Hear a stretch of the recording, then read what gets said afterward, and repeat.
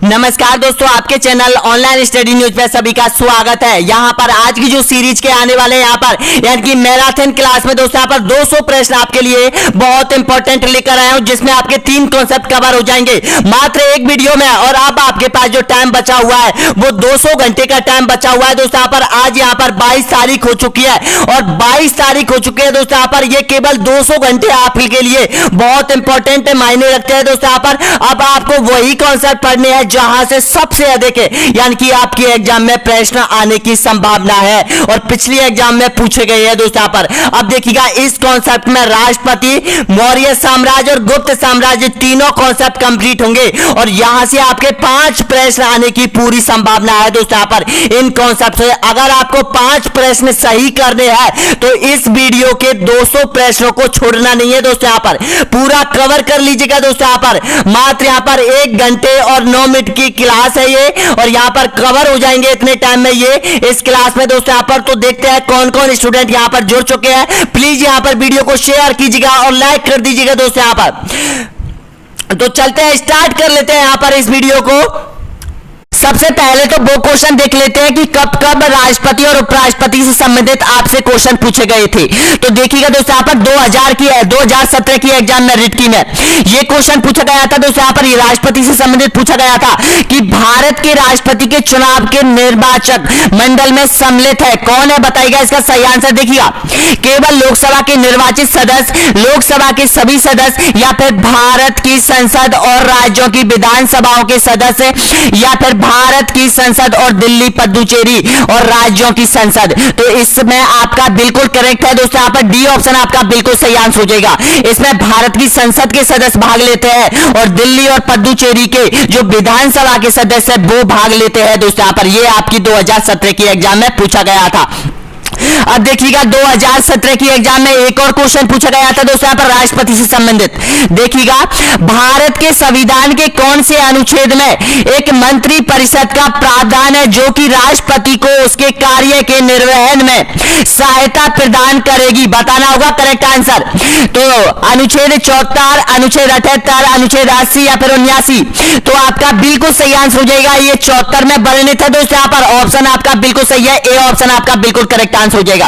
देखिएगा, 2017 की एग्जाम में 2 क्वेश्चन आपसे राष्ट्रपति से संबंधित पूछ लिए गए हैं। अभी देखिएगा कितने और आ रहे हैं दोस्तों। यहाँ पर ये भी 2017 में पूछा गया है दोस्तों यहाँ पर राष्ट्रपति से संबंधित।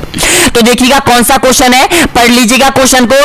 भारत के सर्वोच्च न्यायालय के संबंध में निम्न में से कौन सा कथन सही नहीं है, बताइएगा।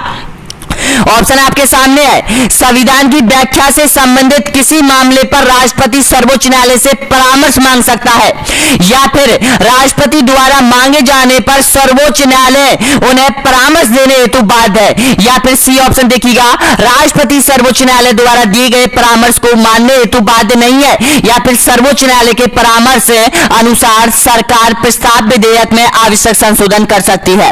तो दोस्तों इसका बिल्कुल करेक्ट आंसर हो जाएगा यहाँ पर आपका बी ऑप्शन आपका बिल्कुल सही आंसर हो जाएगा दोस्तों। यहाँ पर 2017 की एग्जाम में ये 3 क्वेश्चन आपसे पूछे गए थे दोस्तों। यहाँ पर अगला देखिएगा, यहाँ पर अब आ चुके हैं दोस्तों यहाँ पर 2015 की एग्जाम जो आपकी रिट की लगी थी उसमें कौन कौन से क्वेश्चन पूछे गए थे।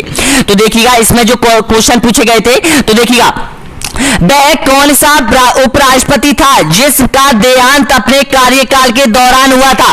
ऑप्शन आपके सामने है, बताइएगा। देखिएगा, डॉक्टर राधाकृष्णन, बीबी गिरी, कृष्णकांत या फिर बीडी जत्ती। तो दोस्तों इसका बिल्कुल सही आंसर हो जाएगा कृष्णकांत हो जाएगा, सी ऑप्शन आपका बिल्कुल करेक्ट आंसर हो जाएगा दोस्तों। यहाँ पर अगला देखिएगा, 2015 में क्वेश्चन पूछा गया था, ये 2012 का 15 में एक क्वेश्चन पूछा गया था दोस्तों। यहाँ पर अब 2012 की बात हो रही है दोस्तों यहाँ पर रिट की एग्जाम में। अब जो 75 प्रश्न होने वाले हैं वो पूरे राष्ट्रपति और उपराष्ट्रपति से संबंधित है। एक भी क्वेश्चन आपको इनसे बाहर देखने को नहीं मिलेगा दोस्तों। यहाँ पर अगर ये 75 प्रश्न आपने याद कर लिए कैसे भी करके तो एग्जाम में 100% 2 या 3 या 4 क्वेश्चन 100% सही करके आओगे दोस्तों। यहाँ पर विश्वास है मेरा। अगला देखिएगा, राष्ट्रपति चुनाव से संबंधित गलत तथ्य बताइएगा। देखिएगा 2012 में पूछा गया था, चुनाव से संबंधित विवाद सिर्फ उच्च न्यायालय में ही उठा सकते हैं, सभी विधायकों के मत समान मूल्य रहते हैं, सभी सांसदों के मत समान मूल्य रहते हैं, या फिर मनोनीत सदस्य मतदान में भाग नहीं ले सकते। तो बताना होगा इसका करेक्ट आंसर। तो दोस्तों इसका बिल्कुल सही आंसर हो जाएगा आपका बी ऑप्शन, आपका बिल्कुल सही आंसर हो जाएगा। देखिएगा सभी विधायकों के मत समान होते हैं दोस्तों, यहां पर बी ऑप्शन आपका करेक्ट आंसर हो जाएगा। अगला देखिएगा 2011 की एग्जाम में, अब देखिएगा 2011 की एग्जाम में 4 क्वेश्चन आपसे पूछे गए थे राष्ट्रपति और उपराष्ट्रपति से संबंधित दोस्तों यहां पर, तो ध्यान रख लो, अधिक से अधिक 4 पूछेगा, कम से कम 2 तो पूछेगा ही, 3 पूछ सकता है। तो या कि इसका मतलब है यानी कि आपके 3 क्वेश्चन इस कॉन्सेप्ट से, इस वीडियो से आपको एग्जाम में हूबहू मिलने वाले हैं।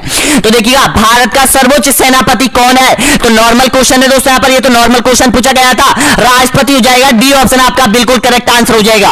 अगला देखिएगा यहां पर राज्यसभा का सभापति कौन था, बताइएगा 2011 की एग्जाम में पूछा गया है। दूसरा क्वेश्चन देखिएगा 2011 की में, उपराष्ट्रपति, विपक्ष का नेता, गृह मंत्री या फिर राज्यसभा के सदस्यों द्वारा निर्वाचित व्यक्ति। तो इसका करेक्ट आंसर हो जाएगा, ऑप्शन आपका बिल्कुल सही है, ए ऑप्शन आपका बिल्कुल करेक्ट आंसर हो जाएगा दोस्तों, यहां पर उपराष्ट्रपति होता है। अगला देखिएगा, यह भी 2011 की एग्जाम में पूछा गया था, भारत का राष्ट्रपति चुना जाता है भारत के नागरिकों के द्वारा, संसद के दोनों सदनों एवं राज्य विधान सभाओं के निर्वाचित सदस्य द्वारा, या फिर प्रधानमंत्री एवं मंत्रिपरिषद के द्वारा, या फिर समस्त मुख्यमंत्रियों के द्वारा। तो दोस्तों इसका बिल्कुल करेक्ट आंसर हो जाएगा, यहां पर बताइएगा सही आंसर, तो इसका बिल्कुल सही आंसर हो जाएगा, बी ऑप्शन आपका बिल्कुल करेक्ट आंसर हो जाएगा। संसद के दोनों एवं राज्य विधानसभाओं के निर्वाचित सदस्यों के द्वारा राष्ट्रपति का चुनाव होता है। और देखिएगा 2015-17 की एग्जाम में पूछा गया था इसी चुनाव से संबंधित दोस्तों यहां पर, कि राष्ट्रपति के चुनाव में कौन भाग लेता है। तो ध्यान रखना, कहीं ना कहीं इसी से संबंधित प्रश्न नोट कर आएगा आपकी एग्जाम में। अगला देखिएगा यहां पर 2011 में पूछा गया है दोस्तों, पर बताइएगा भारत में सर्वोच्च न्यायालय के मुख्य न्यायाधीश की नियुक्ति कौन करता है। तो आपका बिल्कुल करेक्ट आंसर हो जाएगा, ये ऑप्शन आपका बिल्कुल सही है, राष्ट्रपति करता है, बी ऑप्शन आपका बिल्कुल करेक्ट आंसर हो जाएगा दोस्तों यहां पर। तो ये 9 क्वेश्चन हो चुके हैं दोस्तों यहां पर, जो कि 4 एग्जाम लगी थी आपकी, और चारों एग्जाम में पूछे गए थे दोस्तों यहां पर। तो औसत माने तो प्रत्येक एग्जाम में 2 क्वेश्चन, कम से कम 2 क्वेश्चन, और ज्यादा से ज्यादा 4 क्वेश्चन आपका राष्ट्रपति और उपराष्ट्रपति से संबंधित उठकर आएगा, 100% आएगा, याद कर लो। और जो भी स्टूडेंट यहां तक पहुंचे हैं, वीडियो को एक बार लाइक करो और चैनल को सब्सक्राइब करते हुए बढ़ते चलो दोस्तों यहां पर, यानी कि ये पहले नंबर का वीडियो है आपका दोस्तों यहां पर, 45 नंबर वीडियो की सीरीज का दोस्तों यहां पर, क्योंकि इस सीरीज पर आपकी पूरी एसएसटी टिकी हुई है दोस्तों यहां पर। इस सीरीज में 45 कॉन्सेप्ट होंगे, और 45 कॉन्सेप्ट में दोस्तों यहां पर आपके 50 प्रश्न 100% इन्हीं 45 वीडियो में से आने वाले हैं। अगला देखिए, आप स्टार्ट कर लेते हैं दोस्तों यहां पर, यहां से जो 75 क्वेश्चन है वो, और प्लीज 75 क्वेश्चनों का आंसर आपको देना होगा और बताना होगा कि राष्ट्रपति और उपराष्ट्रपति की कॉन्सेप्ट में आपको कितने याद है। अगर आपकी परसेंट अच्छी बन रही है तो ये कॉन्सेप्ट आपको फिर से पढ़ने की जरूरत नहीं है। तो देखिएगा 8वें नंबर का क्वेश्चन, राष्ट्रपति को निम्नलिखित में से कौन पद और गोपनीयता की शपथ दिलाता है। ऑप्शन आपके सामने है, तो इसका बिल्कुल करेक्ट आंसर हो जाएगा दोस्तों, यहां पर ये पूछा गया था ये क्वेश्चन, तो इसका सही आंसर हो जाएगा, ए ऑप्शन आपका बिल्कुल करेक्ट आंसर हो जाएगा, भारत का मुख्य न्यायाधीश दिलाता है, बिल्कुल राइट आंसर हो जाएगा, माइंड में बैठा लो। अगला देखिएगा यहां पर, भारत के राष्ट्रपति निर्वाचन होने के पात्र बनने के लिए किसी व्यक्ति की आयु पूर्ण होनी चाहिए, कितनी होनी चाहिए राष्ट्रपति के चुनाव। सपोज करो आप राष्ट्रपति का चुनाव लड़ना चाहते हो, तो आपकी उम्र कितनी होनी चाहिए। तो दोस्तों आपकी उम्र होनी चाहिए 35 वर्ष होनी चाहिए, ऑप्शन डी आपका बिल्कुल सही आंसर हो जाएगा। अगला क्वेश्चन देखिएगा यहां पर 10वें नंबर का क्वेश्चन है, भारत के राष्ट्रपति की तुलना निम्न में से किससे करना सर्वाधिक उचित है। अमेरिका के राष्ट्रपति से, फ्रांस के राष्ट्रपति से, या फिर श्रीलंका के राष्ट्रपति से, या फिर ब्रिटेन के सम्राट से। तो उसका करेक्ट आंसर हो जाएगा यानी कि ब्रिटेन के सम्राट से, डी ऑप्शन आपका बिल्कुल करेक्ट आंसर हो जाएगा दोस्तों यहां पर। अगला देखिएगा यहां पर, भारत में कार्यपालिका का अध्यक्ष कौन होता है बताइएगा। तो दोस्तों आपका बिल्कुल करेक्ट आंसर हो जाएगा यहां पर, यानी कि ऑप्शन ए बिल्कुल सही आंसर हो जाएगा, राष्ट्रपति होता है। अगला देखिए यहां पर 12वें नंबर का क्वेश्चन है, संघ की कार्यपालिका शक्ति निहित होती है, बताइएगा किसमें रहती है। तो आपका बिल्कुल करेक्ट आंसर हो जाएगा, ये राष्ट्रपति में निहित होती है, बी ऑप्शन आपका बिल्कुल सही आंसर हो जाएगा। अगला देखिएगा यहाँ पर, भारत की प्रथम महिला राष्ट्रपति कौन थी? सरोजनी नायडू, इंदिरा गांधी, प्रतिभा सिंह पाटिल या फिर शीला दीक्षित है? तो इसका सही आंसर हो जाएगा प्रतिभा सिंह पाटिल। सी ऑप्शन आपका बिल्कुल करेक्ट आंसर हो जाएगा। अगला देखिएगा यहाँ पर, भारत का राष्ट्रपति होता है राज्य का प्रधान, केवल राज्य सरकार का प्रधान, या फिर राज्य और सरकार दोनों का प्रधान, या फिर राज्य का प्रधान नहीं होता है? तो इसका करेक्ट आंसर हो जाएगा सभी का दोस्तों यहाँ पर ऑप्शन आपका बिल्कुल सही आंसर हो जाएगा, ये राज्य का प्रधान होता है। ये ऑप्शन करेक्ट आंसर हो जाएगा सभी का। अगला देखिएगा यहाँ पर, भारत के राष्ट्रपति के लिए आवश्यक योग्यता नहीं है, बताइएगा कौन सी योग्यता नहीं है इनमें से? तो दोस्तों इसका बिल्कुल करेक्ट आंसर हो जाएगा यहाँ पर डी ऑप्शन आपका बिल्कुल सही आंसर हो जाएगा, वह संसद के किसी सदन का सदस्य। जी हाँ दोस्तों, ये योग्यता नहीं होनी चाहिए। डी ऑप्शन आपका बिल्कुल करेक्ट आंसर हो जाएगा। अगला देखिएगा यहाँ पर, राष्ट्रपति पद के उम्मीदवार के लिए अधिकतम आयु कितनी होनी चाहिए, बताइएगा 65 वर्ष, 70 वर्ष या फिर 75 वर्ष, या फिर कोई आयु सीमा नहीं है? तो दोस्तों इसका करेक्ट आंसर हो जाएगा, इसमें कोई आयु निर्धारित नहीं है कि अधिकतम कितनी आयु सीमा होनी चाहिए राष्ट्रपति बनने के लिए। तो डी ऑप्शन आपका बिल्कुल करेक्ट आंसर हो जाएगा। अगला देखिएगा यहाँ पर, राष्ट्रपति का निर्वाचन किस प्रकार से होता है, बताइएगा करेक्ट आंसर। तो आपका बिल्कुल सही आंसर हो जाएगा यहाँ पर अप्रत्यक्ष रूप से होता है। ए ऑप्शन आपका बिल्कुल सही आंसर हो जाएगा दोस्तों यहाँ पर। अगला देखिएगा यहाँ पर, राष्ट्रपति के चुनाव के लिए प्रस्तावक एवं अनुमोदकों की कम से कम कितनी संख्या होनी चाहिए? जब राष्ट्रपति अपना नामांकन भरता है, चुनाव आयोग के पास जाता है, तो उसके पास कितने सांसद होना अति आवश्यक है, तभी जाकर वो दोस्तों यहाँ पर नामांकन भर सकता है। तो इसका करेक्ट आंसर हो जाएगा 50 अनुमोदित होने चाहिए और 50 प्रस्तावक होने चाहिए। तो इसका करेक्ट आंसर हो जाएगा बी ऑप्शन आपका बिल्कुल सही आंसर हो जाएगा। अगर आप चाहते हो राष्ट्रपति का चुनाव लड़ने के लिए, तो पहले आपके पास 100 विधायक होने चाहिए दोस्तों यहाँ पर, तभी वो व्यक्ति राष्ट्रपति का चुनाव नामांकन भर सकता है। अगला देखिएगा यहाँ पर, नेक्स्ट क्वेश्चन यहाँ पर, राष्ट्रपति पद का चुनाव संचालित किया जाता है, बताइएगा लोकसभा अध्यक्ष के द्वारा, निर्वाचन आयोग के द्वारा, प्रधानमंत्री के द्वारा, या फिर संसदीय मामले के मंत्री के द्वारा? तो दोस्तों इसका बिल्कुल करेक्ट आंसर बताइएगा सभी। ऑप्शन क्या हो जाएगा? तो इसका सही आंसर बताइएगा, राष्ट्रपति पद का चुनाव संचालित किया जाता है। तो इसका सही आंसर हो जाएगा निर्वाचन आयोग आपका बिल्कुल सही आंसर हो जाएगा, यानी कि जो चुनाव आयोग है वो राष्ट्रपति का चुनाव करवाता है। अगला देखिएगा, नेक्स्ट क्वेश्चन यहाँ पर, राष्ट्रपति पद के चुनाव संबंधी विवाद केस में निहित किए जाते हैं? ऑप्शन आपके सामने है, करेक्ट आंसर बताइएगा। लोकसभा अध्यक्ष, उच्चतम न्यायालय, संसदीय निर्वाचन समिति, निर्वाचन आयोग? तो आपका बिल्कुल करेक्ट आंसर हो जाएगा उच्चतम न्यायालय। जी हाँ दोस्तों, ऑप्शन बी आपका बिल्कुल सही आंसर हो जाएगा। अगला देखिएगा यहाँ पर 21वें नंबर का क्वेश्चन है, राष्ट्रपति के त्याग पत्र की सूचना उपराष्ट्रपति किसको देता है? बताइएगा, ऑप्शन आपके सामने 21वें नंबर का। तो इसका करेक्ट आंसर हो जाएगा, ऑप्शन आपका बिल्कुल सही आंसर हो जाएगा, लोकसभा अध्यक्ष को देता है दोस्तों यहाँ पर। कौन देता है? उपराष्ट्रपति देता है, क्योंकि आपको पता है जब राष्ट्रपति अपना इस्तीफा देता है वो यहाँ पर उपराष्ट्रपति को देता है, और उपराष्ट्रपति इसकी सूचना लोकसभा अध्यक्ष को देता है, और लोकसभा जो अध्यक्ष होता है वो इसकी सूचना लोकसभा के सभी सदस्यों को देता है कि आज राष्ट्रपति ने अपना त्यागपत्र दे दिया है। अगला देखिएगा, नेक्स्ट क्वेश्चन है यहाँ पर, भारत के राष्ट्रपति का चुनाव कितने वर्षों के लिए होता है? बताइएगा, ऑप्शन आपके सामने है।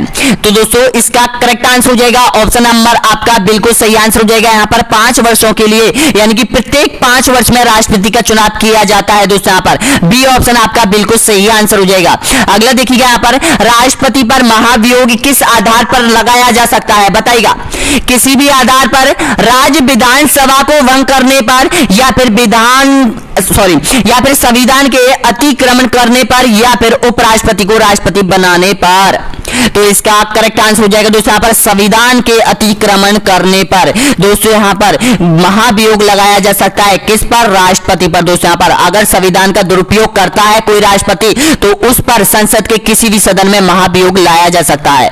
अगला क्वेश्चन देखिएगा यहाँ पर, भारत के राष्ट्रपति को पद से हटाया जा सकता है? बताइएगा, लोकसभा के द्वारा, भारत के प्रधानमंत्री के द्वारा, या फिर भारत के मुख्य न्यायाधीश के द्वारा, या फिर संसद के द्वारा? तो दोस्तों इसका आपका बिल्कुल करेक्ट आंसर हो जाएगा, संसद के द्वारा भारत के राष्ट्रपति को हटाया जा सकता है बिल पारित करके, महाभियोग लाकर। तो इसका सही है, डी ऑप्शन करेक्ट आंसर हो जाएगा। अगला देखिए यहाँ पर 25वें नंबर का क्वेश्चन है, राष्ट्रपति को हटाया जा सकता है? बताइएगा, अविश्वास प्रस्ताव लाकर, कानूनी कार्रवाई से, संविधान संशोधन से, या फिर महाभियोग द्वारा। तो दोस्तों इसका करेक्ट आंसर हो जाएगा यहाँ पर महाभियोग के द्वारा हटाया जा सकता है। डी ऑप्शन आपका बिल्कुल करेक्ट आंसर हो जाएगा। और अविश्वास प्रस्ताव है वो केवल प्रधानमंत्री और यहाँ पर मुख्यमंत्री पर लाया जा सकता है। अविश्वास पर कंफ्यूज मत होना दोस्तों, यहाँ पर केवल और केवल महाभियोग द्वारा हटाया जा सकता है राष्ट्रपति को। डी आपका करेक्ट आंसर हो जाएगा। अगला देखिए यहाँ पर, एक व्यक्ति राष्ट्रपति पद के लिए अधिकतम कितनी बार निर्वाचित हो सकता है, बताइएगा। ये मैंने मॉडल टेस्ट पेपर में डाला हुआ क्वेश्चन है, बताइएगा करेक्ट आंसर। तो इसका सही आंसर हो जाएगा दोस्तों यहाँ पर उपयुक्त में से कोई सीमा निर्धारित नहीं है। डी ऑप्शन बिल्कुल सही आंसर हो जाएगा। अगला देखिए यहाँ पर, भारत का राष्ट्रपति अपना त्याग पत्र किसको संबोधित करता है, बताइएगा। ऑप्शन आपके सामने है। तो दोस्तों ये क्वेश्चन थोड़ा रिपीट हुआ है, ध्यान दीजिएगा इस पर। तो इसका करेक्ट आंसर हो जाएगा उपराष्ट्रपति को देता है अपना क्या त्याग पत्र, उपराष्ट्रपति को देगा। ऑप्शन डी आपका बिल्कुल सही आंसर हो जाएगा। अगला देखिएगा 28वें नंबर का क्वेश्चन है, भारतीय संविधान के अनुसार देश का प्रथम नागरिक कौन होता है। ऑप्शन आपके सामने है, बताना होगा करेक्ट आंसर, सभी को बता दीजिएगा। तो राष्ट्रपति होता है, ए ऑप्शन आपका बिल्कुल सही आंसर हो जाएगा दोस्तों, प्रथम नागरिक होता है। अगला देखिएगा, भारत का राष्ट्रपति राज्यसभा में कितने सदस्यों को मनोनीत कर सकता है, 12, 14 या फिर 16 या फिर 2। तो इसका करेक्ट आंसर हो जाएगा दोस्तों यहाँ पर ऑप्शन आपका बिल्कुल करेक्ट आंसर हो जाएगा। 12 सदस्य यहाँ पर ये मनोनीत कर सकता है, कौन, राष्ट्रपति, और 2 सदस्य लोकसभा में मनोनीत करता है। अगर क्वेश्चन दोनों की पूछता है, दोनों में कितने सदस्य मनोनीत करता है, तो 14 सदस्य मनोनीत करता है दोस्तों यहाँ पर। ये जो खेल है, साहित्य है, शिक्षा है और किसी भी क्षेत्र में यानी कि बहुत अच्छा काम किया हुआ होता है, उनको यहाँ पर मनोनीत करता है राष्ट्रपति। अगला देखिए यहाँ पर, संसद में सम्मिलित नहीं है, कौन संसद में सम्मिलित नहीं है, बताना होगा करेक्ट आंसर। भारतीय राष्ट्रपति, लोकसभा, राज्यसभा या फिर मुख्य निर्वाचन आयुक्त। तो आपका बिल्कुल करेक्ट आंसर हो जाएगा ऑप्शन बिल्कुल सही है आपका, डी ऑप्शन आपका बिल्कुल करेक्ट आंसर हो जाएगा। यानी कि मुख्य निर्वाचन आयुक्त संसद का सदस्य नहीं होता है, और संसद जो बनती है वो इन तीनों से मिलकर बनती है, जिसमें भारत का राष्ट्रपति होता है, लोकसभा होती है और यहाँ पर राज्यसभा होती है। अगला देखिएगा यहाँ पर, किस अनुच्छेद के तहत राष्ट्रपति सर्वोच्च न्यायालय के न्यायाधीशों की नियुक्ति करता है। बहुत इंपॉर्टेंट क्वेश्चन बन रहा है दोस्तों यहाँ पर। तो इसका करेक्ट आंसर हो जाएगा अनुच्छेद 124 के तहत। जी हाँ दोस्तों, ए ऑप्शन आपका बिल्कुल करेक्ट आंसर हो जाएगा। अगला देखिएगा यहाँ पर, सबसे लंबे समय तक भारत के राष्ट्रपति रहे थे, कौन थे। ऑप्शन आपके सामने है। तो दोस्तों इसका करेक्ट आंसर हो जाएगा सभी का दोस्तों यहाँ पर, यानी कि डॉक्टर राजेंद्र प्रसाद हो जाएगा। ए ऑप्शन आपका बिल्कुल करेक्ट आंसर हो जाएगा। अगला क्वेश्चन देखिएगा, नेक्स्ट क्वेश्चन यहाँ पर बताइएगा करेक्ट आंसर। अगला क्वेश्चन देखिएगा यहाँ पर, यानी कि स्वतंत्र भारत के प्रथम राष्ट्रपति कौन थे। ऑप्शन आपके सामने है, करेक्ट आंसर बताइएगा। तो इसका बिल्कुल सही आंसर हो जाएगा आपका doctor Rajendra Prasad. B option आपका बिल्कुल करेक्ट आंसर हो जाएगा दोस्तों यहाँ पर। स्वतंत्र भारत के प्रथम राष्ट्रपति कौन थे, तो आपका बिल्कुल सही है, यानी कि बी ऑप्शन आपका बिल्कुल करेक्ट आंसर हो जाएगा दोस्तों यहाँ पर। तो ये कब से कब तक रहे थे, तो ध्यान रखना दोस्तों यहाँ पर 26 जनवरी और 1950 से, और यहाँ पर बने रहे थे दोस्तों यहाँ पर 1962 तक ये राष्ट्रपति के पद पर बने रहे थे दोस्तों यहाँ पर। इसके बाद दोस्तों यहाँ पर जो राष्ट्रपति हुआ था वो हुआ था दोस्तों यहाँ पर राधाकृष्णन, डॉक्टर राधाकृष्णन, फिर उसके बाद जाकिर हुसैन, फिर उसके बाद बीबी गिरी हुआ था, फिर आपको पता है फखरुद्दीन अली, फिर नीलम ज्ञान सिंह हुआ था, फिर वेंकट रमन हुआ था, फिर शंकर दयाल शर्मा हुआ था, फिर आर के नारायण हुआ था दोस्तों यहाँ पर। एपीजे अब्दुल कलाम, प्रतिभा सिंह पाटिल, प्रणब मुखर्जी और नामनाथ कोविंद, इस तरह से आप याद कर लीजिएगा दोस्तों यहाँ पर, बहुत इंपॉर्टेंट है। लेकिन अगर ऐसे याद नहीं होते तो प्रथम आपको 4 प्रथम याद करने हैं और लास्ट के आपको 4 याद कर लेने हैं। अगला क्वेश्चन देखिएगा, नेक्स्ट क्वेश्चन यहाँ पर, राष्ट्रपति पर महाभियोग की प्रक्रिया किस देश के संविधान से ली गई है। ऑप्शन आपके सामने, करेक्ट आंसर बताइएगा। तो दोस्तों इसका बिल्कुल सही आंसर हो जाएगा, अमेरिका के संविधान से ली गई है। डी ऑप्शन आपका बिल्कुल करेक्ट आंसर हो जाएगा। अगला देखिएगा यहाँ पर, किसी भी अभियुक्त की फांसी की सजा को बदलने या फिर कम करने का अधिकार किसे दिया गया है। ऑप्शन आपके सामने, करेक्ट आंसर बताइएगा। राष्ट्रपति को, प्रधानमंत्री को, मुख्य न्यायाधीश को या फिर लोकसभा अध्यक्ष को। तो दोस्तों इसका बिल्कुल करेक्ट आंसर हो जाएगा, ऑप्शन आपका बिल्कुल सही है, राष्ट्रपति को दिया गया है। ए ऑप्शन करेक्ट आंसर हो जाएगा दोस्तों यहाँ पर। अगला देखिएगा, नेक्स्ट क्वेश्चन यहाँ पर बताइएगा, यानी कि राष्ट्रपति द्वारा लोकसभा और राज्यसभा में मनोनीत सदस्यों की कुल संख्या कितनी है। तो अभी मैंने आपको बताया था, इसका करेक्ट आंसर हो जाएगा 14 होती है दोस्तों यहाँ पर। अगला देखिएगा यहाँ पर 37वें नंबर का है, भारत के राष्ट्रपति को यह अधिकार प्राप्त नहीं है कि वह क्षमा प्रदान करे, आपातकाल की घोषणा करे, अध्यादेश जारी करे या फिर न्यायालय के न्यायाधीश को हटाया जा सकता है उसके द्वारा। तो दोस्तों इसका बिल्कुल करेक्ट आंसर हो जाएगा यहाँ पर, ये अधिकार नहीं है डी ऑप्शन वाला। देखिएगा न्यायालय, उच्च न्यायालय का सर्वोच्च न्यायालय होता है, उसको राष्ट्रपति अपने अनुसार नहीं हटा सकता है। तो डी ऑप्शन बिल्कुल करेक्ट आंसर हो जाएगा। अगला देखिए यहाँ पर, राष्ट्रपति पद के उम्मीदवार को चुनाव प्रचार हेतु कितना समय मिलता है? ऑप्शन आपके सामने, बहुत इंपॉर्टेंट क्वेश्चन है दोस्तों, यहाँ पर बताइएगा 1 माह, 2 सप्ताह, 1 सप्ताह या फिर 3 सप्ताह। तो इसका करेक्ट आंसर हो जाएगा दोस्तों यहाँ पर 2 सप्ताह का समय मिलता है, यानी कि 14 दिन का समय मिलता है राष्ट्रपति प्रचार के लिए। अगला देखिएगा यहाँ पर, निम्न में से कौन लगातार 2 बार राष्ट्रपति रहे थे? बताना होगा कौन रहे थे। तो doctor Zakir Hussain, doctor Rajendra Prasad, doctor S Radhakrishnan या फिर बी और सी दोनों। तो आपका बिल्कुल करेक्ट आंसर हो जाएगा दोस्तों यहाँ पर, कौन है राष्ट्रपति रहा था? तो ध्यान रखना 39वें का बिल्कुल सही आंसर हो जाएगा doctor Rajendra Prasad. B option आपका बिल्कुल करेक्ट आंसर हो जाएगा। 1950 से और 1962 तक रहा था दोस्तों यहाँ पर, ये सबसे लंबे समय तक कार्यकाल पर रहा था डॉक्टर राजेंद्र प्रसाद। अगला देखिए यहाँ पर, राष्ट्रपति संविधान के किस अनुच्छेद के तहत भारत के मुख्य न्यायाधीश के समक्ष शपथ ग्रहण करता है? 58, 60, 66 या फिर 70। तो इसका करेक्ट आंसर हो जाएगा अनुच्छेद 60 के तहत दोस्तों यहाँ पर। ऑप्शन आपका बिल्कुल करेक्ट आंसर हो जाएगा, बी ऑप्शन आपका बिल्कुल सही आंसर हो जाएगा। अगला देखिएगा यहाँ पर, भारत का राष्ट्रपति किसकी नियुक्ति नहीं कर सकता है? राज्यपाल की, प्रधानमंत्री की, निर्वाचन आयोग के अध्यक्ष की या फिर उपराष्ट्रपति की? तो इसका करेक्ट आंसर हो जाएगा दोस्तों यहाँ पर, उपराष्ट्रपति की नियुक्ति नहीं कर सकता है। बिल्कुल करेक्ट आंसर हो जाएगा दोस्तों यहाँ पर, लेकिन उसको शपथ दिला सकता है, ये नियुक्ति नहीं कर सकता, नियुक्ति नहीं दिला सकता है। आपका बिल्कुल सही है, डी ऑप्शन आपका बिल्कुल करेक्ट आंसर हो जाएगा। अगला देखिएगा यहाँ पर, निम्न में से भारत का राष्ट्रपति किसकी नियुक्ति करता है? बताना होगा करेक्ट आंसर। मुख्यमंत्री की, प्रधानमंत्री की, राज्यपाल की, मुख्य निर्वाचन आयुक्त की? नियुक्ति नहीं करता है, सॉरी यहाँ पर नियुक्ति नहीं करता है, बताना होगा। तो इसका करेक्ट आंसर बताएगा। तो दोस्तों इसका बिल्कुल करेक्ट आंसर हो जाएगा, मुख्यमंत्री की नियुक्ति नहीं करता है। ये देखिएगा प्रधानमंत्री की, राज्यपाल की और मुख्य निर्वाचन आयुक्त की नियुक्ति करता है। डी ऑप्शन करेक्ट आंसर हो जाएगा। अगला देखिए यहाँ पर, राष्ट्रपति का प्रतिमाह वेतन कितना होता है? बताइएगा। अभी बदल चुका है दोस्तों यहाँ पर, ये वेतन आपको याद करने होंगे। तो राष्ट्रपति का जो वेतन हो गया है दोस्तों यहाँ पर, वो 5 लाख रुपए मिलता है, यानी कि पर मंथली 5 लाख रुपए मिलता है राष्ट्रपति को। अगला देखिए यहाँ पर, राष्ट्रपति किस विधेयक को पुनर्विचार के लिए नहीं लौटा जा सकता? ऑप्शन करेक्ट आंसर बताएगा। तो दोस्तों इसका बिल्कुल सही आंसर हो जाएगा, धन विधेयक ऐसा विधेयक है जिसको पुनर्विचार के लिए वापस लौटा नहीं सकता है राष्ट्रपति। राष्ट्रपति को उसको अंतिम मंजूरी देनी ही पड़ती है। सी ऑप्शन करेक्ट आंसर हो जाएगा। अगला देखिएगा यहाँ पर, राष्ट्रपति निम्न में से किस सूची के विषय पर अध्यादेश जारी कर सकता है? संघ सूची, राज्य सूची या फिर संघ एवं समृद्धि सूची या फिर समृद्धि सूची? तो इसका करेक्ट आंसर हो जाएगा दोस्तों यहाँ पर, यानी कि संघ एवं समृद्धि सूची पर ये अध्यादेश जारी कर सकता है। सी ऑप्शन आपका बिल्कुल करेक्ट आंसर हो जाएगा। अगला देखिएगा 45वें नंबर का क्वेश्चन, जब राष्ट्रपति एवं उपराष्ट्रपति का पद खाली हो तो भारत के राष्ट्रपति के पद पर कौन रहता है? बताइएगा करेक्ट आंसर। तो ऐसी स्थिति होती है तो उसका करेक्ट आंसर हो जाएगा दोस्तों यहाँ पर, भारत का मुख्य न्यायाधीश पद को संभालता है। सी ऑप्शन आपका बिल्कुल करेक्ट आंसर हो जाएगा सभी का। अगला देखिएगा यहाँ पर, युद्ध की घोषणा या फिर शांति का फैसला करने में कानूनी रूप से सक्षम कौन है? राष्ट्रपति, संसद, मंत्रिपरिषद या फिर प्रधानमंत्री?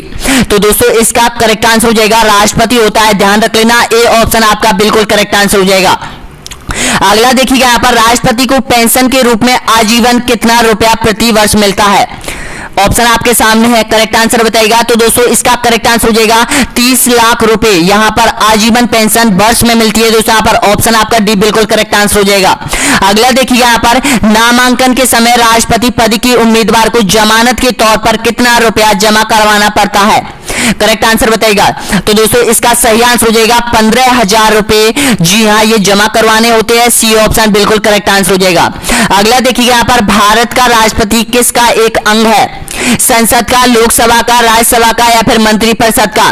तो करेक्ट आंसर हो जाएगा आपका दोस्तों यहाँ पर ये संसद का सदस्य होता है। अगला देखिएगा यहाँ पर, राष्ट्रपति के चुनाव में किन 2 केंद्र शासित प्रदेशों को भाग लेने का अधिकार दिया गया है?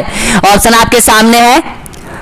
तो दोस्तों ये क्वेश्चन पूछा गया था 2017 की एग्जाम में कि राष्ट्रपति के चुनाव में कौन कौन भाग लेते हैं, तो उसमें सीधा सट आया था दोस्तों यहाँ पर। ऑप्शन आपका बिल्कुल करेक्ट आंसर हो जाएगा, दिल्ली और पुडुचेरी, इन 2 विधानसभाओं को यहाँ पर राष्ट्रपति चुनाव में भाग लेने का अधिकार दिया गया है दोस्तों यहाँ पर। बी ऑप्शन आपका बिल्कुल करेक्ट आंसर हो जाएगा सभी का। अगला देखिएगा यहाँ पर, भारत सरकार का संवैधानिक अध्यक्ष कौन होता है? ऑप्शन आपके सामने है। तो इसका करेक्ट आंसर है सभी का, बिल्कुल सही आंसर हो जाएगा डी ऑप्शन बिल्कुल करेक्ट आंसर हो जाएगा, राष्ट्रपति होता है। जी हाँ दोस्तों, अगला देखिए यहाँ पर 51 क्वेश्चन आप लोगों ने क्रैक कर दिए है। अगला देखिए यहाँ पर, भारत के प्रथम मुस्लिम राष्ट्रपति कौन थे? Doctor Fakhruddin Ali, APJ doctor Abdul Kalam, doctor Zakir Hussain, V V Giri. तो इसका करेक्ट आंसर हो जाएगा दोस्तों यहाँ पर, यानी कि भारत के प्रथम मुस्लिम राष्ट्रपति अगर आपसे पूछे तो इसका सही आंसर हो जाएगा सी ऑप्शन आपका बिल्कुल करेक्ट आंसर हो जाएगा दोस्तों यहाँ पर। कौन हो जाएगा? ऑप्शन आपका बिल्कुल सही आंसर हो जाएगा यहाँ पर, डॉक्टर जाकिर हुसैन हो जाएगा दोस्तों यहाँ पर। और जो डॉक्टर जाकिर हुसैन है वो राष्ट्रपति बना था दोस्तों यहाँ पर, यानी कि 1967 से और 1969 के बीच में रहा था दोस्तों यहाँ पर। ये प्रथम मुस्लिम राष्ट्रपति रहा था दोस्तों यहाँ पर। उसके बाद तो दोस्तों यहाँ पर देखिएगा जो मुस्लिम है वो यहाँ पर आ गया, एपीजे अब्दुल कलाम आ जाता है, फखरुद्दीन अली अहमद आ जाता है, ये आ जाता है डॉक्टर जाकिर हुसैन हो जाएंगे प्रथम। अगला देखिएगा यहाँ पर, भारत में महान्यायवादी की नियुक्ति कौन करता है? राज्यपाल, प्रधानमंत्री या फिर उपराष्ट्रपति या फिर राष्ट्रपति? तो दोस्तों इसका करेक्ट आंसर हो जाएगा सभी का, ऑप्शन आपका बिल्कुल सही आंसर हो जाएगा यहाँ पर, राष्ट्रपति करता है। और जो महान्यायवादी होता है दोस्तों यहाँ पर, ये विधि व्यक्ति होता है, सबसे ऊपर होता है दोस्तों यहाँ पर। जैसे राज्य में महाधिवक्ता होता है, महान्यायवादी होता है, ये होते हैं दोस्तों यहाँ पर। महाधिवक्ता की जो नियुक्ति करता है वो यहाँ पर राज्यपाल करता है राज्य में, और महान्यायवादी की जो नियुक्ति करता है वो राष्ट्रपति करता है केंद्र में। तो आपका डी ऑप्शन बिल्कुल करेक्ट आंसर हो जाएगा। अगला देखिएगा यहाँ पर, राष्ट्रपति पर महाभियोग की प्रक्रिया किस अनुच्छेद के तहत लगाई जा सकती है? बताना होगा करेक्ट आंसर। तो इसका करेक्ट आंसर हो जाएगा, ऑप्शन आपका बिल्कुल सही आंसर हो जाएगा, अनुच्छेद 61 के तहत। सी ऑप्शन आपका बिल्कुल करेक्ट आंसर हो जाएगा दोस्तों यहाँ पर। केवल एक 10 सेकंड के लिए सांस ले लेता हूं दोस्तों यहाँ पर, जाना मत, और वीडियो को एक बार सब्सक्राइब कर दो, लाइक कर दो, वीडियो को लाइक कर दो, चैनल को सब्सक्राइब कर दो दोस्तों यहाँ पर। भाई आपकी तैयारी इतनी अच्छी हो रही है, बहुत अच्छी। एक कॉन्सेप्ट में से हर कॉन्सेप्ट में से प्रश्न पूछा जाएगा। तो अगला क्वेश्चन देखिएगा, नेक्स्ट क्वेश्चन बताइएगा, भारत के राष्ट्रपति का संबंध किस अनुच्छेद से है? अनुच्छेद 52, 78, 74 या फिर 80? तो दोस्तों इसका करेक्ट आंसर हो जाएगा, बहुत इंपॉर्टेंट क्वेश्चन है, ध्यान रख लेना, अनुच्छेद 52। अनुच्छेद 52 में राष्ट्रपति का वर्णन मिलता है दोस्तों, यहाँ पर ध्यान रख लेना, ऑप्शन नंबर बिल्कुल करेक्ट आंसर हो जाएगा। अगला देखिएगा, नेक्स्ट क्वेश्चन यहाँ पर, निम्न में से किसकी नियुक्ति राष्ट्रपति के द्वारा की जाती है? ऑप्शन आपके सामने है। तो दोस्तों इसका करेक्ट आंसर हो जाएगा, यानी कि उपयुक्त सभी। देखिएगा, भारत का प्रधानमंत्री की नियुक्ति, न्याय महालेखा परीक्षक की नियुक्ति और मुख्य चुनाव आयुक्त की नियुक्ति राष्ट्रपति करता है। अब देखिएगा यहाँ पर 3 क्वेश्चन आपको यहाँ पर और बन चुके हैं। देखिएगा, भारत के प्रधानमंत्री की नियुक्ति कौन करता है? राष्ट्रपति करता है। नियंत्रक महालेखा परीक्षक की नियुक्ति कौन करता है? राष्ट्रपति करता है। मुख्य निर्वाचन आयोग की नियुक्ति कौन करता है? राष्ट्रपति करता है। संघ लोक सेवा आयोग के अध्यक्ष की नियुक्ति कौन करता है? राष्ट्रपति करता है। सदस्यों की नियुक्ति कौन करता है? राष्ट्रपति करता है दोस्तों यहाँ पर। अगला देखिए यहाँ पर, संघ लोक सेवा आयोग के सदस्यों की नियुक्ति किसके द्वारा की जाती है? तो इसका करेक्ट आंसर हो जाएगा राष्ट्रपति। सी ऑप्शन आपका बिल्कुल करेक्ट आंसर हो जाएगा। अगला देखिए यहाँ पर, किस अनुच्छेद के तहत भारत का राष्ट्रपति किसी व्यक्ति के अपराध होने पर उसे क्षमा कर सकता है? किस अनुच्छेद के तहत? बहुत बहुत इंपॉर्टेंट क्वेश्चन है दोस्तों यहाँ पर। तो इसका करेक्ट आंसर हो जाएगा अनुच्छेद 72 दोस्तों यहाँ पर। इस अनुच्छेद के तहत किसी भी व्यक्ति, किसी भी अभियुक्त की फांसी को रोक सकता है राष्ट्रपति, इसका अधिकार दिया गया है दोस्तों यहाँ पर। अगला देखिएगा यहाँ पर भारत के राष्ट्रपति के द्वारा आपातकाल की घोषणा संविधान के किन अनुच्छेदों में वर्णित है? ऑप्शन आपके सामने, आपको पता है 3 आपातकाल लगाए जा सकते हैं दोस्तों, यहाँ पर बहुत इंपॉर्टेंट है तीनों आपातकाल। एक आपातकाल है 352, जी हाँ दोस्तों 352 होता है, वो बाहरी आक्रमण होता है, बाहरी युद्ध होता है, हालात होते हैं इस तरह के, जब 352 लगाया जा सकता है। 356 लगाया जा सकता है राज्यों में शासन विफल होने के कारण दोस्तों, यहाँ पर वहां पर राष्ट्रपति राज्यपाल यहाँ पर राष्ट्रपति शासन लगाता है दोस्तों यहाँ पर। और एक होता है 360, इसमें आपातकाल की घोषणा लगाया जा सकती है दोस्तों यहाँ पर, जहां पर वित्त की कमी हो जाती है देश में तो आपातकाल लगाया जा सकता है। और ये तीनों आपके लिए बहुत इंपॉर्टेंट है, तो बताना होगा। करेक्ट आंसर आपका बिल्कुल सही है, सी ऑप्शन आपका बिल्कुल करेक्ट आंसर हो जाएगा 352 से और 360 के बीच। अगला देखिएगा यहाँ पर भारतीय संविधान के अनुच्छेद 356 का अभिप्राय है वित्तीय आपात की घोषणा, राज्य में राष्ट्रपति शासन, युद्ध एवं बाहरी आक्रमण उपयुक्त में से कोई नहीं। तो 60वें नंबर का सही आंसर हो जाएगा आपका, बिल्कुल सही आंसर हो जाएगा दोस्तों यहाँ पर, यानी कि ऑप्शन नंबर बिल्कुल सही आंसर हो जाएगा, बी ऑप्शन बिल्कुल करेक्ट आंसर हो जाएगा। राष्ट्रपति शासन अनुच्छेद 356 के तहत राज्य में लगाया जा सकता है। अगला देखिएगा यहाँ पर उपराष्ट्रपति बनने के लिए न्यूनतम आयु होनी चाहिए, बताइएगा। अब उपराष्ट्रपति से संबंधित क्वेश्चन है, बताना होगा करेक्ट आंसर 30 वर्ष, 35 वर्ष या फिर 25 वर्ष या फिर 40 वर्ष। तो इसका करेक्ट आंसर हो जाएगा 35 वर्ष, बी ऑप्शन आपका बिल्कुल सही आंसर हो जाएगा। अगला देखिएगा यहाँ पर राज्यसभा का अध्यक्ष होता है, कौन होता है? प्रधानमंत्री, महान्यायवादी या फिर उपराष्ट्रपति या फिर राष्ट्रपति। तो दोस्तों इसका करेक्ट आंसर हो जाएगा उपराष्ट्रपति होता है। और उपराष्ट्रपति का जो संबंध है वो ध्यान रख लेना अनुच्छेद 63 से है दोस्तों यहाँ पर। ऑप्शन सी आपका बिल्कुल करेक्ट आंसर हो जाएगा। राज्यसभा की बैठकों की अध्यक्षता कौन करता है? ऑप्शन आपके सामने, करेक्ट आंसर बताइएगा। राज्यपाल, राष्ट्रपति, उपराष्ट्रपति या फिर प्रधानमंत्री। तो इसका सही आंसर हो जाएगा दोस्तों यहाँ पर उपराष्ट्रपति करता है, सी ऑप्शन आपका बिल्कुल करेक्ट आंसर हो जाएगा दोस्तों यहाँ पर। अगला देखिएगा नेक्स्ट क्वेश्चन यहाँ पर बताएगा भारतीय संविधान में उपराष्ट्रपति का पद किस देश के संविधान से ग्रहण किया गया है? आयरलैंड से, ब्रिटेन से, अमेरिका से या फिर ऑस्ट्रेलिया से। तो दोस्तों इसका करेक्ट आंसर हो जाएगा अमेरिका से, जी हाँ दोस्तों ऑप्शन नंबर बिल्कुल सही आंसर हो जाएगा। यहाँ पर अमेरिका के संविधान से लिया गया है, सी ऑप्शन बिल्कुल करेक्ट आंसर हो जाएगा। अगला देखिए यहाँ पर 65वें नंबर का क्वेश्चन है भारतीय संविधान के अनुच्छेद 63 में किसका वर्णन मिलता है? मैंने अभी आपको बताया था, तो इसका आंसर बिल्कुल करेक्ट आंसर हो जाएगा उपराष्ट्रपति का वर्णन मिलता है, सी ऑप्शन बिल्कुल करेक्ट आंसर हो जाएगा। अगला देखिएगा यहाँ पर उपराष्ट्रपति के संबंध में निम्न में से कौन सा कथन सही है? बताना होगा करेक्ट आंसर। तो दोस्तों इसका बिल्कुल सही आंसर हो जाएगा आपका वह लोकसभा का पदेन अध्यक्ष होता है, वह राज्यसभा का पदेन अध्यक्ष होता है, वह भारतीय रेड क्रॉस सोसाइटी का पदेन अध्यक्ष होता है, वह लोकसभा की लोक लेखा समिति का अध्यक्ष होता है। तो दोस्तों इसका करेक्ट आंसर हो जाएगा ऑप्शन बी आपका बिल्कुल सही आंसर हो जाएगा, वह राज्यसभा का पदेन अध्यक्ष होता है उपराष्ट्रपति। अगला देखिएगा नेक्स्ट क्वेश्चन है यहाँ पर बताएगा भारत के उपराष्ट्रपति के निर्वाचन से संबंधित विवादों को कौन तय करता है? ऑप्शन आपके सामने है। तो दोस्तों इसका करेक्ट आंसर हो जाएगा सर्वोच्च न्यायालय। जी हाँ दोस्तों, चाहे वो राष्ट्रपति हो चाहे वो उपराष्ट्रपति हो, दोनों के जो चुनाव विवाद होता है उसका निर्धारण करता है कौन करता है? सर्वोच्च न्यायालय, उच्चतम न्यायालय करता है। अगला देखिए यहाँ पर उपराष्ट्रपति के चुनाव में कौन कौन भाग लेता है? बताइएगा। संसद के सदस्य, विधानसभा के सदस्य या फिर विधान परिषद के सदस्य या फिर उपयुक्त सभी। तो दोस्तों बिल्कुल करेक्ट आंसर हो जाएगा आपका, यानी कि संसद के सदस्य लेते हैं। देखिएगा यहाँ पर कंफ्यूज होता है थोड़ा बहुत। राष्ट्रपति का जो चुनाव होता है उसमें तो जो यहाँ पर देखिएगा राज्यों के जो विधानसभा होते हैं उसके सदस्य भी ले सकते हैं, लोकसभा के सदस्य और राज्यसभा के, ये तीनों मिलकर राष्ट्रपति का चुनाव करते हैं।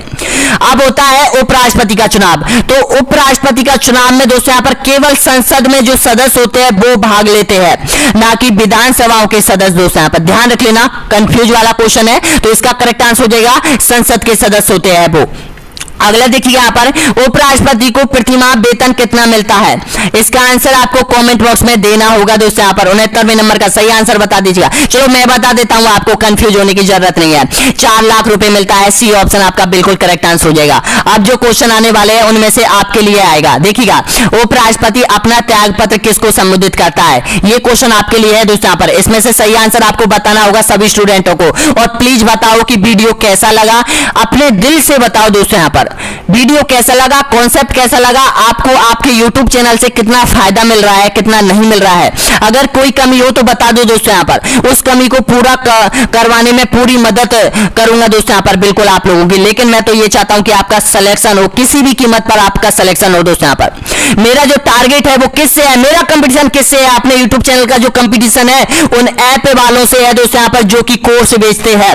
वो एक टीचर है दोस्तों यहाँ पर, और वो आप लोगों के लिए एक 2-2 हजार 3-3 हजार रुपए में, 500 रुपए में, 600 रुपए में आप लोगों के लिए कोर्स बेच रहे हैं दोस्तों यहाँ पर। हम उनसे आगे निकलना है दोस्तों यहाँ पर। बहुत से स्टूडेंटों ने कोर्स लेकर रखा है, बहुत अच्छी बात है। कोर्स से क्या होता है, उस पर दबाव बनता है, पढ़ने के लिए दबाव बनाया जाता है, पढ़ने के लिए दबाव कि भाई मैंने 2000 रुपए दिए, मेरे को पढ़ना होगा, कोर्स कंप्लीट करना होगा, तो इस आधार पर पढ़ता है। लेकिन आपको दबाव नहीं बनाना है, आपको अपने माइंड और अपने माता पिता की तरफ देखना है दोस्तों यहाँ पर, कि उसके सपने साकार करने हैं आप लोगों के लिए। आपने कभी सोचा है अपने माता पिता अब इस टाइम कहां पर है? अरे भाई खेतों में है, काम कर रहे हैं, पसीना बह रहा है उनका, उनकी तरफ देखो आप। बहुत से स्टूडेंट 74% स्टूडेंट ऐसे हैं जो कि गांव से बिलोंग करते हैं और बिल्कुल बिगनर परिवार से आते हो दोस्तों यहाँ पर। एक एक पाई जोड़कर दोस्तों यहाँ पर आपके घर वाले आपको पढ़ाते हैं।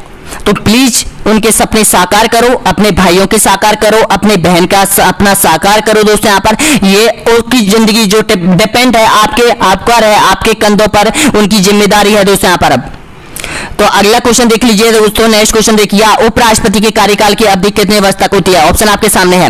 ये क्वेश्चन मैंने मॉडल टेस्ट पेपर में डाला गया था, तो इसका सही आंसर हो जाएगा 5 वर्ष के लिए होती है। सी ऑप्शन बिल्कुल करेक्ट आंसर हो जाएगा। और ध्यान रखना दोस्तों, यहाँ पर जो उपराष्ट्रपति होता है वो यहाँ पर राज्यसभा का सदस्य नहीं होता है। अगर राज्यसभा का सदस्य होता तो उसकी भी यहां पर जो कार्यकाल होता है वो 6 वर्ष के लिए होता, लेकिन राष्ट्रपति का जो उपराष्ट्रपति का जो कार्यकाल है वो केवल 5 वर्ष के लिए होता है। अगला क्वेश्चन देखिएगा, नेक्स्ट क्वेश्चन यहां पर, उपराष्ट्रपति अपने मत का प्रयोग कब करता है? प्रत्येक परिस्थिति में, उसकी इच्छा पर निर्भर करता है, मतों के बराबर रहने की स्थिति में, या फिर कभी नहीं। तो इसका करेक्ट आंसर हो जाएगा ऑप्शन नंबर बिल्कुल सही आंसर हो जाएगा, मतों के बराबर होने पर। सी ऑप्शन बिल्कुल करेक्ट आंसर हो जाएगा दोस्तों यहाँ पर। अगला देखिएगा यहाँ पर, भारत में सबसे लंबी अवधि तक रहने वाला उपराष्ट्रपति कौन था? ऑप्शन आपके सामने है, बहुत इंपॉर्टेंट क्वेश्चन है दोस्तों यहाँ पर। तो इसका सही आंसर बताएगा भैरव सिंह शेखावत, डॉक्टर राधा कृष्णन, डॉक्टर हामिद अंसारी, या फिर बी और डी दोनों। तो दोस्तों इसका बिल्कुल करेक्ट आंसर हो जाएगा दोस्तों यहाँ पर, यानी कि डी ऑप्शन बिल्कुल सही आंसर हो जाएगा। यानी कि देखिएगा, डॉक्टर राधा कृष्णन जो राष्ट्रपति रहा था, उपराष्ट्रपति रहा था, वो 1952 से और 1962 तक रहा था दोस्तों यहाँ पर। ये 2 बार राष्ट्रपति बनाया था उपराष्ट्रपति। इसके बाद देखिएगा दोस्तों यहाँ पर, दूसरा जो अभी आपके अकॉर्डिंग यानी आपने देखा है उसको हामिद अंसारी रहा था दोस्तों यहाँ पर। और ये जो हामिद अंसारी जो उपराष्ट्रपति रहा था, तो इसका बिल्कुल करेक्ट आंसर हो जाएगा यहाँ पर, यानी कि 2007 से और 2017 तक ये राष्ट्रपति रहा था। 2 बार चुना गया था दोस्तों यहाँ पर उपराष्ट्रपति। ये दोनों ही ऑप्शन बिल्कुल करेक्ट आंसर हो जाएगा। अगला देखिए यहाँ पर 74वें नंबर का क्वेश्चन है, भारत का प्रथम उपराष्ट्रपति कौन था? ऑप्शन आपके सामने है। तो इसका करेक्ट आंसर हो जाएगा दोस्तों यहाँ पर, यानी कि भारत का प्रथम अगर आपसे राष्ट्रपति पूछे तो डॉक्टर राधा कृष्णन हो जाएगा। डी ऑप्शन बिल्कुल करेक्ट आंसर हो जाएगा। और लास्ट क्वेश्चन देखिएगा, 75वें नंबर का क्वेश्चन है, बताना होगा इसका करेक्ट आंसर होगा, उपराष्ट्रपति अपना त्याग पत्र किसको देता है? लोकसभा अध्यक्ष को, राज्यसभा अध्यक्ष को, राष्ट्रपति को, प्रधानमंत्री को? तो इसका सही आंसर हो जाएगा ऑप्शन नंबर बिल्कुल सही आंसर हो जाएगा, राष्ट्रपति को देता है। सी ऑप्शन आपका बिल्कुल करेक्ट आंसर हो जाएगा दोस्तों यहाँ पर। तो इस तरह से दोस्तों यहाँ पर 75 क्वेश्चन कंप्लीट हो चुके हैं और इन 75 प्रश्नों में से ही आपके 4, 3 या फिर 2 प्रश्न आपसे पूछे जाएंगे। तो प्लीज मेरी इतनी सी रिक्वेस्ट है कि इसको 2 बार देख लो अगर याद नहीं होता है तो, और प्लीज इसमें से आपको क्वेश्चन नहीं छोड़ना है एग्जाम में, बिल्कुल सही करना है। मुझे यहाँ पर उसी दिन का इंतजार है जिस दिन यहाँ पर इस कॉन्सेप्ट में से 3 या 2 क्वेश्चन एग्जामिनर पूछेगा। तो ध्यान रखना दोस्तों, यहाँ पर इग्नोर नहीं करना है, ये कॉन्सेप्ट है। अगला कॉन्सेप्ट इसी तरह कराया जाएगा दोस्तों यहाँ पर आप लोगों के लिए। और अगला जो कॉन्सेप्ट होने वाला है दोस्तों यहाँ पर वो होगा मौर्य साम्राज्य और गुप्त साम्राज्य। मौर्य साम्राज्य और गुप्त साम्राज्य में से टोटल अब तक क्वेश्चन हो जाएगा इस कॉन्सेप्ट को क्लियर क्रैक करने के लिए। देखिएगा यहाँ पर पिछले सालों में पूछे गए क्वेश्चन है दोस्तों यहाँ पर, ये गुप्त काल से है और मौर्य साम्राज्य से है। अब देखिएगा इसमें क्या पूछा गया था, गुप्त काल में गुप्त काल में सुदूर पश्चिम में व्यापारिक केंद्र था, कौन सा था? विदिशा था, पुरुषपुर था, या फिर अहिस्त था, या फिर पैठन था। तो आपका बिल्कुल करेक्ट आंसर हो जाएगा ये पैठन हो जाएगा, डी ऑप्शन बिल्कुल सही आंसर हो जाएगा। और ये पैठन कहां पर है? ये महाराष्ट्र में है दोस्तों, यहाँ पर महाराष्ट्र के औरंगाबाद जिले में है दोस्तों, यहाँ पर ये पैठन, ये व्यापारिक स्थल था, ध्यान रख लेना। अगला क्वेश्चन देखिएगा, ये 2011 की में पूछा गया था एक क्वेश्चन, इसके बाद 2011 की में ये दूसरा क्वेश्चन भी पूछा गया था। भारत का राष्ट्रीय चिन्ह लिया गया है, कहां से लिया गया है? सांची के स्तंभ से, सारनाथ के स्तंभ से, इलाहाबाद स्तंभ से, या फिर लुम्बिनी स्तंभ से।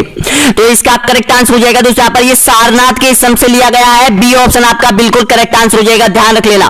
अगला देखिएगा, यहाँ पर लोग घरों में ताला नहीं लगाते थे, फाहियान ने किस शासक के बारे में ऐसा लिखा था? 2011 की एग्जाम में पूछा गया था दोस्तों, यहाँ पर ये तीनों प्रश्न है ना, वो 2011 की एग्जाम में पूछे गए थे दोस्तों, यहाँ पर एक पेपर में। तो बताना होगा रामगुप्त, चंद्रगुप्त, या फिर समुद्रगुप्त, या फिर चंद्रगुप्त विक्रमादित्य। तो आपका बिल्कुल करेक्ट आंसर हो जाएगा, ऑप्शन आपका बिल्कुल सही आंसर हो जाएगा, चंद्रगुप्त विक्रमादित्य दोस्तों। यहाँ पर इसके शासनकाल में फाहियान आया था, और इसके शासनकाल में फाहियान आया था तो उसने अपनी एक पुस्तक लिखी थी दोस्तों, यहाँ पर जिस पुस्तक में लिखा गया था कि यहाँ के जो लोग हैं वो घरों में अक्सर ताला नहीं लगाते थे, इतने ईमानदार थे। अगला देखिएगा, नेक्स्ट क्वेश्चन है यहाँ पर, अब 2011 की एग्जाम में 4 क्वेश्चन आपसे पूछे गए हैं दोस्तों। यहाँ पर भारतीय इतिहास में पहली बार लोगों के जन्म एवं मृत्यु का पंजीकरण कौन से काल में किया गया था? ऑप्शन आपके सामने, महाजनपद काल, गुप्त काल, या फिर कुषाण काल, या फिर मौर्य काल है। तो इसका करेक्ट आंसर हो जाएगा मौर्य काल हो जाएगा, डी ऑप्शन आपका बिल्कुल करेक्ट आंसर हो जाएगा दोस्तों। यहाँ पर अगला देखिएगा, ये तो हो गए दोस्तों यहाँ पर 2011 की एग्जाम में 4 क्वेश्चन आपसे पूछे गए थे मौर्य साम्राज्य और गुप्त साम्राज्य से दोस्तों। यहाँ पर सबसे अधिक जो क्वेश्चन पूछे जा रहे हैं दोस्तों, यहाँ पर उन कॉन्सेप्ट को मैं पहले करवा रहा हूं दोस्तों, यहाँ पर उससे बाद जो कम क्वेश्चन पूछे गए थे उसको बाद में करवाऊंगा दोस्तों यहाँ पर, ताकि इनको रट लो, वीडियो को छोड़ के मत जाना दोस्तों यहाँ पर। अगला क्वेश्चन देखिएगा, अब देखिएगा 2012 के पेपर में कौन कौन से क्वेश्चन पूछे गए थे आप लोगों से। तो इसमें देखिएगा, ये भी यहाँ पर कुछ कथन कहा गया था, कर्मचारी वेतन भोगी है जबकि किसान राजा की भूमि जोतते हैं। चीनी यात्री का यह कथन किस शासक के संदर्भ में कहा गया था? हर्षवर्धन, चंद्रगुप्त द्वितीय, या फिर चंद्रगुप्त प्रथम, या फिर समुद्रगुप्त। दोस्तों इसका करेक्ट आंसर हो जाएगा चंद्रगुप्त द्वितीय के बारे में कहा गया था, ऑप्शन आपका बिल्कुल करेक्ट आंसर हो जाएगा, बी ऑप्शन आपका बिल्कुल सही आंसर हो जाएगा। अगला देखिएगा, यहाँ पर नेक्स्ट क्वेश्चन बताइएगा, यहाँ पर देखिएगा, रामपुरवा का विश्व शीर्ष वाला अशोक स्तंभ किस राज्य में स्थित है? 2012 में पूछा गया है रिट में, बिहार, बंगाल, उत्तर प्रदेश, या फिर असम। तो आपका बिल्कुल करेक्ट आंसर हो जाएगा बिहार में है दोस्तों, यहाँ पर ये ऑप्शन ए बिल्कुल सही आंसर हो जाएगा। अगला देखिएगा, यहाँ पर 7वें नंबर का क्वेश्चन है, ये भी 2015 में पूछा गया है दोस्तों। यहाँ पर अब 2015 के क्वेश्चन आ चुके हैं दोस्तों। यहाँ पर पता चलता है इनसे कि पेपर में प्रश्न कहां से बनने वाला है, वो ही प्रश्न मैंने 75 क्वेश्चन इसमें डाले हैं दोस्तों यहाँ पर, यानी कि मौर्य साम्राज्य के, और लंबा बन जाएगा वीडियो दोस्तों। यहाँ पर गुप्त वंश अगर मैं इसमें करवाऊंगा तो लगभग 150 क्वेश्चन है, तो 150 क्वेश्चन एक वीडियो में करना बहुत बड़ी बात है दोस्तों यहाँ पर। तो उस वीडियो को मैं इसके टच में ही अपलोड करूंगा थोड़ी देर के बाद। तो बताना होगा इसका करेक्ट आंसर। तो दोस्तों इसका बिल्कुल करेक्ट आंसर हो जाएगा गुप्त काल हो जाएगा, ए ऑप्शन आपका बिल्कुल सही आंसर हो जाएगा। अगला देखिएगा 2015 में पूछा गया है दोस्तों, यहाँ पर ये इंडिका का लेखक है, कौन है? कौटिल्य, मेगास्थनीज, प्लिनी, या फिर विष्णुगुप्त। तो इसका करेक्ट आंसर हो जाएगा मेगास्थनीज हो जाएगा आपका, बी ऑप्शन आपका बिल्कुल सही आंसर हो जाएगा दोस्तों यहाँ पर। अगला देखिए यहाँ पर 9वें नंबर का क्वेश्चन है, 2015 की एग्जाम में पूछा गया है दोस्तों यहाँ पर, बताएगा यानी कि अशोक के किस बृहद शिलालेख में पड़ोसी देशों का वर्णन है? प्रथम, पंचम, अष्टम, या फिर 13वें अभिलेख में? तो इसका करेक्ट आंसर हो जाएगा 13वें अभिलेख में मिलता है, डी ऑप्शन आपका बिल्कुल करेक्ट आंसर हो जाएगा। अगला देखिएगा यहाँ पर 2018 के आ चुके हैं दोस्तों, यहाँ पर प्रत्येक एग्जाम में पूछा गया क्वेश्चन है दोस्तों यहाँ पर, मौर्य काल और गुप्त काल से 100% कम से कम 2 क्वेश्चन और अधिक से अधिक आपसे 4 क्वेश्चन या 3 क्वेश्चन आपसे पूछेगा। तो प्लीज इस कॉन्सेप्ट को कवर कर लो दोस्तों यहाँ पर। अगर आपको राइट करने हैं मौर्य वंश और गुप्त वंश में से आने वाले प्रश्न, तो वीडियो को पूरा देखने, बीच में छोड़ के मत जाना। इसका क्या हो जाएगा सही? तो देखिएगा मेगास्थनीज किसका राजदूत था, बताएगा। तो इसका करेक्ट आंसर हो जाएगा ऑप्शन नंबर बिल्कुल सही है, बी ऑप्शन आपका बिल्कुल करेक्ट आंसर हो जाएगा। ये सेल्यूकस का था, जो कि चंद्रगुप्त मौर्य के शासन काल में भारत आया गया था। अगला देखिएगा यहाँ पर नेक्स्ट क्वेश्चन 2018 में पूछा गया था, कौन चंद्रगुप्त द्वितीय की राजभाषा राज्यसभा में एक नवरत्न नहीं था? बताना। रिट 2018 में बरूची, धनवंतरी, फाहियान या फिर बरहामीर? तो इसका करेक्ट आंसर हो जाएगा फाहियान नहीं था दोस्तों। यहाँ पर सी ऑप्शन आपका बिल्कुल करेक्ट आंसर हो जाएगा। अब देखिएगा दोस्तों, यहाँ पर अब क्वेश्चन आ चुके हैं यहाँ पर आपके लिए, बहुत इंपॉर्टेंट क्वेश्चन है दोस्तों यहाँ पर। तो सबसे पहले देखिएगा यहाँ पर बौद्ध धर्म के ग्रंथों के अनुसार हर्यक वंश के संस्थापक बिंबिसार बृहद्रथ को हराकर मगध की गद्दी पर कब बैठा था? ऑप्शन आपके सामने है। तो दोस्तों इसका करेक्ट आंसर हो जाएगा सभी का दोस्तों, यहाँ पर 544 ईसा पूर्व में बैठा था।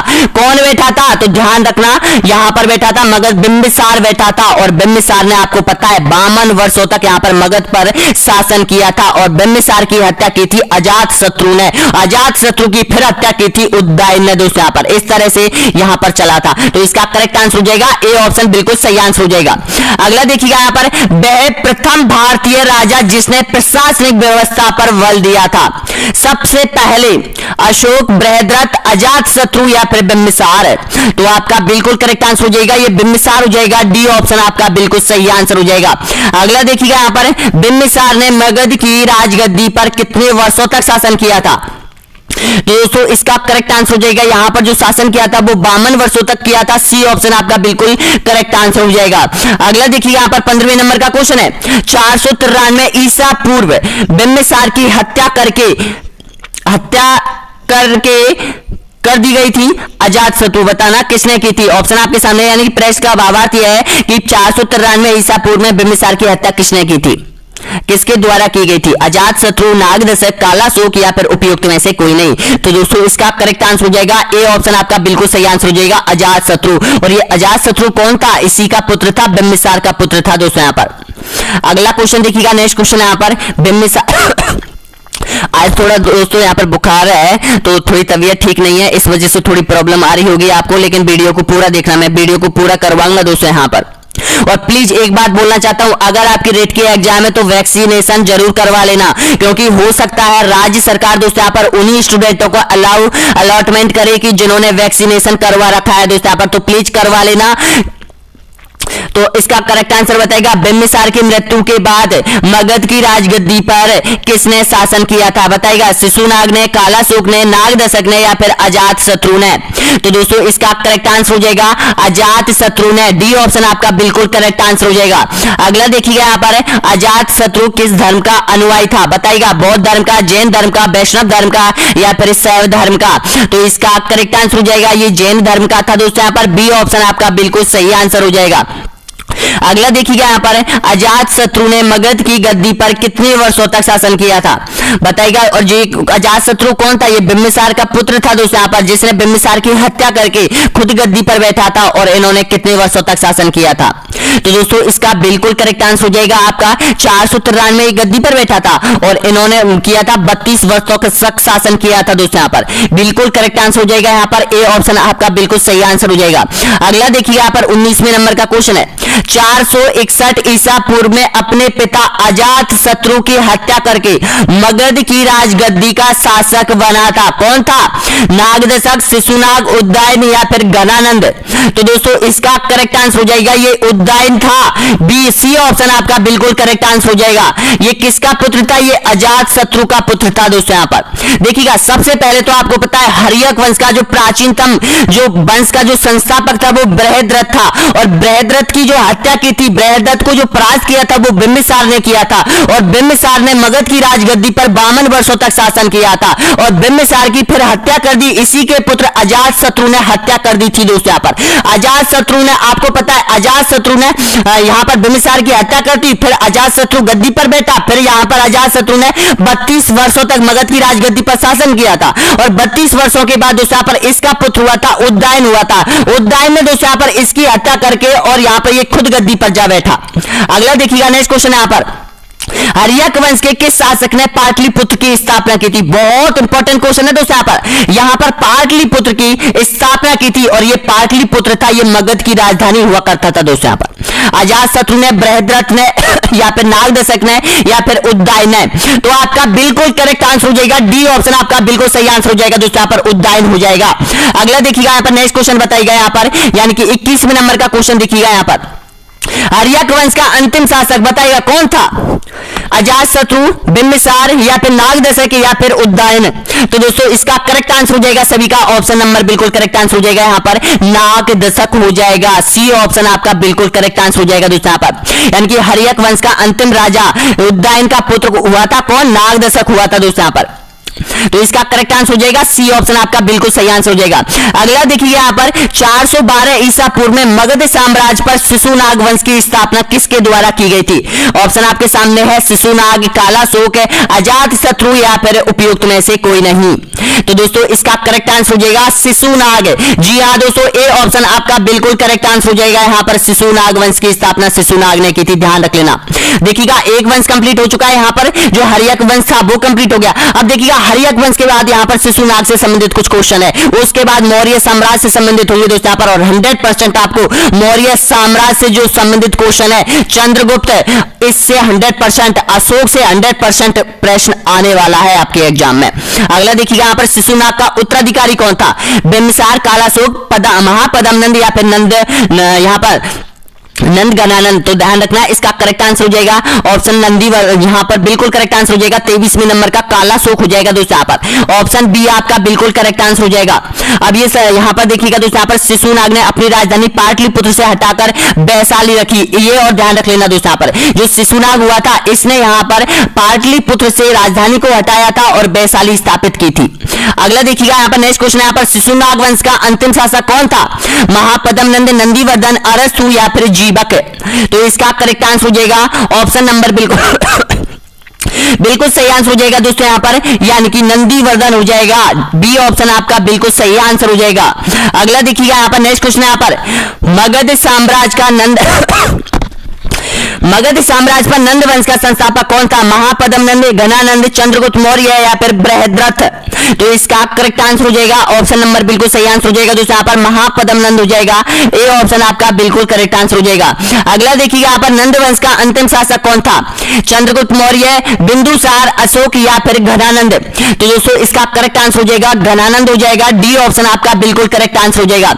नंद वंश का अंतिम शासक और इस घनानंद को ही परास्त किया था किसने? चंद्रगुप्त मौर्य ने दोस्तों। यहां पर किसकी सहायता से? कौटिल्य की सहायता से दोस्तों। यहां पर अब देखिएगा, अब आने वाले हैं आप लोगों के लिए महत्वपूर्ण क्वेश्चन दोस्तों। यहां पर देखिएगा निम्न में से कौन सा जोड़ा गलत है? गलत जोड़े की आपको पहचान करनी है। हर्यक वंश बिंबिसार, और यहां पर शिशुनाग, नंद वंश महापद्मनंद, उपयुक्त में से कोई नहीं। तो बताना होगा इसका करेक्ट आंसर, यानी कि यहां तो जो संस्थापक है वो दे रखे हैं दोस्तों यहां पर, और यहां पर देखिएगा राजवंश दे रखा है दोस्तों यहां पर, और इनमें से आपको गलत पहचानना होगा। तो उपयुक्त सभी आपका बिल्कुल करेक्ट आंसर हो जाएगा। देखिएगा यहां पर याद कर लीजिएगा, हर्यक वंश का संस्थापक था बिंबिसार हुआ था, शिशुनाग वंश का संस्थापक यानी कि शिशुनाग हुआ था, और नंद वंश का संस्थापक महापद्मनंद हुआ था, और नंद वंश का अंतिम शासक अगर आपसे पूछे तो घनानंद हुआ था। तो ऑप्शन बी आपका बिल्कुल करेक्ट आंसर हो जाएगा। अगला देखिएगा यहां पर 28वें नंबर का क्वेश्चन है, चंद्रगुप्त मौर्य ने नंद वंश के किस शासक को पराजित करके मगध पर मौर्य साम्राज्य की स्थापना की थी? महापद्मनंद, सेल्यूकस निकेटर, घनानंद, या फिर बिंबिसार। तो इसका करेक्ट आंसर हो जाएगा सभी का दोस्तों, यहां पर घनानंद को परास्त किया था। सी ऑप्शन आपका बिल्कुल करेक्ट आंसर हो जाएगा। अब देखिएगा यहां पर नेक्स्ट क्वेश्चन देखिएगा, अगला क्वेश्चन है 29वें नंबर का है, सिकंदर के पिता का नाम बताइएगा। तो आपका बिल्कुल करेक्ट आंसर हो जाएगा ऑप्शन ए बिल्कुल सही आंसर हो जाएगा। फ्लिप था दोस्तों यहां पर, ऑप्शन ए बिल्कुल सही आंसर हो जाएगा। अगला देखिएगा नेक्स्ट क्वेश्चन यहां पर 30वें नंबर का क्वेश्चन बताइएगा, मेगास्थनीज ने भारतीय समाज को कितने भागों में विभाजित किया था? 4, 5, 6 या फिर 7? तो आपका बिल्कुल करेक्ट आंसर हो जाएगा ये 7 यहां पर भागों में विभाजित किया था भारतीय समाज को। किसने? मेगास्थनीज ने। और मेगास्थनीज की एक महत्वपूर्ण पुस्तक है इंडिका दोस्तों यहां पर। तो इसका करेक्ट आंसर हो जाएगा डी ऑप्शन आपका बिल्कुल सही आंसर हो जाएगा। अगला देखिएगा यहां पर चंद्रगुप्त मौर्य का जन्म हुआ था, बताइएगा कब हुआ था? तो आपका बिल्कुल करेक्ट आंसर हो जाएगा यहाँ पर, यानी कि 345 ईसा पूर्व में चंद्रगुप्त मौर्य का जन्म माना जाता है। ए ऑप्शन आपका बिल्कुल करेक्ट आंसर हो जाएगा। अगला देखिएगा यहाँ पर, चंद्रगुप्त मौर्य का मगध की राजगद्दी पर शासन कब से कब तक रहा था? अब बताइएगा, बहुत इंपॉर्टेंट शासक है दोस्तों यहाँ पर चंद्रगुप्त है, और इसने ये संस्थापक माना जाता है, और इसका शासन कब से कब तक रहा था बताना है करेक्ट आंसर। तो दोस्तों इसका बिल्कुल करेक्ट आंसर हो जाएगा 322 ईसा पूर्व से और 298 ईसा पूर्व तक। और जो ईसा पूर्व है ये गिनतियां उल्टी चलती थी दोस्तों, यहाँ पर ध्यान रख लेना, ये जो गिनतियां हैं वो उल्टी चलती थी जो ईसा पूर्व वाली गिनतियां हैं। तो इसी तरह से देखिएगा यहाँ पर गद्दी पर बैठा 322 में, और इसकी मृत्यु हुई थी 298 में हुई थी। अगला देखिएगा नेक्स्ट क्वेश्चन यहाँ पर, चंद्रगुप्त मौर्य निम्न में से किस धर्म का अनुयायी था? बौद्ध का, जैन का, या फिर हिंदू धर्म का, या फिर ईसाई धर्म का? तो इसका करेक्ट आंसर हो जाएगा जैन धर्म का था दोस्तों, यहाँ पर बी ऑप्शन आपका बिल्कुल सही आंसर हो जाएगा। और प्लीज सब्सक्राइब कर दो दोस्तों, यहाँ पर देखिएगा सब्सक्राइब बहुत कम आ रहे हैं आप लोगों के दोस्तों, यहाँ पर लाइक भी बहुत कम आ रहे हैं दोस्तों यहाँ पर, तो प्लीज सब्सक्राइब कर दो ताकि मेरे को भी यहाँ पर एक मोटिवेशन आप लोगों से मिले दोस्तों यहाँ पर वीडियो बनाने का, और यहाँ पर अच्छे अच्छे क्वेश्चन निकालने का दोस्तों यहाँ पर, ताकि आपकी एग्जाम क्रैक हो सके उनसे दोस्तों यहाँ पर। तो प्लीज शेयर करना ना भूले, व्हाट्सएप पे भी शेयर करो, टेलीग्राम पे शेयर करो, जहां भी आप जुड़े हुए हैं अपने भाइयों के साथ जो रेट की तैयारी कर रहे हैं दोस्तों यहाँ पर, उनको प्लीज शेयर कर दो दोस्तों यहाँ पर। बिल्कुल कमी नहीं छोड़ूंगा दोस्तों यहाँ पर। एसएसटी में मैंने आपको बताया था कि मैं आपको 55 प्लस का टारगेट रखूंगा दोस्तों यहाँ पर, तो 55 प्लस आपको राइट करने हैं, तो वो ही करके आने हैं दोस्तों यहाँ पर। अगला देखिएगा नेक्स्ट क्वेश्चन यहाँ पर, पाटलिपुत्र स्थित चंद्रगुप्त का महल मुख्य से बना हुआ होता है, किससे बना हुआ होता है बताना होगा, थोड़ी सा मिस्पेटिंग है उस पर ध्यान मत देना। तो किस चीज से बना हुआ होता है बताओ, ईंटों का, पत्थरों का, लकड़ी का, या फिर मिट्टी का? तो इसका करेक्ट आंसर हो जाएगा ये लकड़ी का बना हुआ महल होता है दोस्तों यहाँ पर चंद्रगुप्त का पाटलिपुत्र में। यहाँ पर सी ऑप्शन आपका बिल्कुल सही आंसर हो जाएगा। अगला देखिएगा यहाँ पर, ये देखिएगा, ये तो मैंने आपको बता दिया कि चंद्रगुप्त मौर्य किस धर्म से अनुयायी था, तो ये जैन धर्म से था। अगला देखिएगा, पाटलिपुत्र को किस शासक ने सर्वप्रथम अपनी राजधानी बनाई थी बताइएगा, अशोक महान, कनिष्क, चंद्रगुप्त विक्रमादित्य, या फिर चंद्रगुप्त मौर्य? देखिएगा मौर्य साम्राज्य में पूछा है दोस्तों यहाँ पर कि सबसे पहले पाटलिपुत्र को यहाँ की राजधानी किसने बनाई थी? तो इसका करेक्ट आंसर हो जाएगा 35वें नंबर का बताएगा, तो इसका करेक्ट आंसर हो जाएगा चंद्रगुप्त मौर्य ने ही बनाई थी दोस्तों यहाँ पर। डी ऑप्शन आपका बिल्कुल करेक्ट आंसर हो जाएगा। और मौर्य वंश के दो महत्वपूर्ण शासकों के नाम अगर आपसे पूछे तो चंद्रगुप्त मौर्य अगर आपसे पूछेगा, चंद्रगुप्त मौर्य से क्वेश्चन उठेगा, और कुटेगा अशोक से उठेगा दोस्तों यहाँ पर, बिंदुसार से भी उठ सकता है। अगला देखिएगा नेक्स्ट क्वेश्चन यहाँ पर, निम्न में से मौर्य वंश का संस्थापक कौन था? तो सबको पता है दोस्तों यहाँ पर मौर्य वंश का जो संस्थापक था वो चंद्रगुप्त मौर्य था। सी ऑप्शन आपका बिल्कुल करेक्ट आंसर हो जाएगा।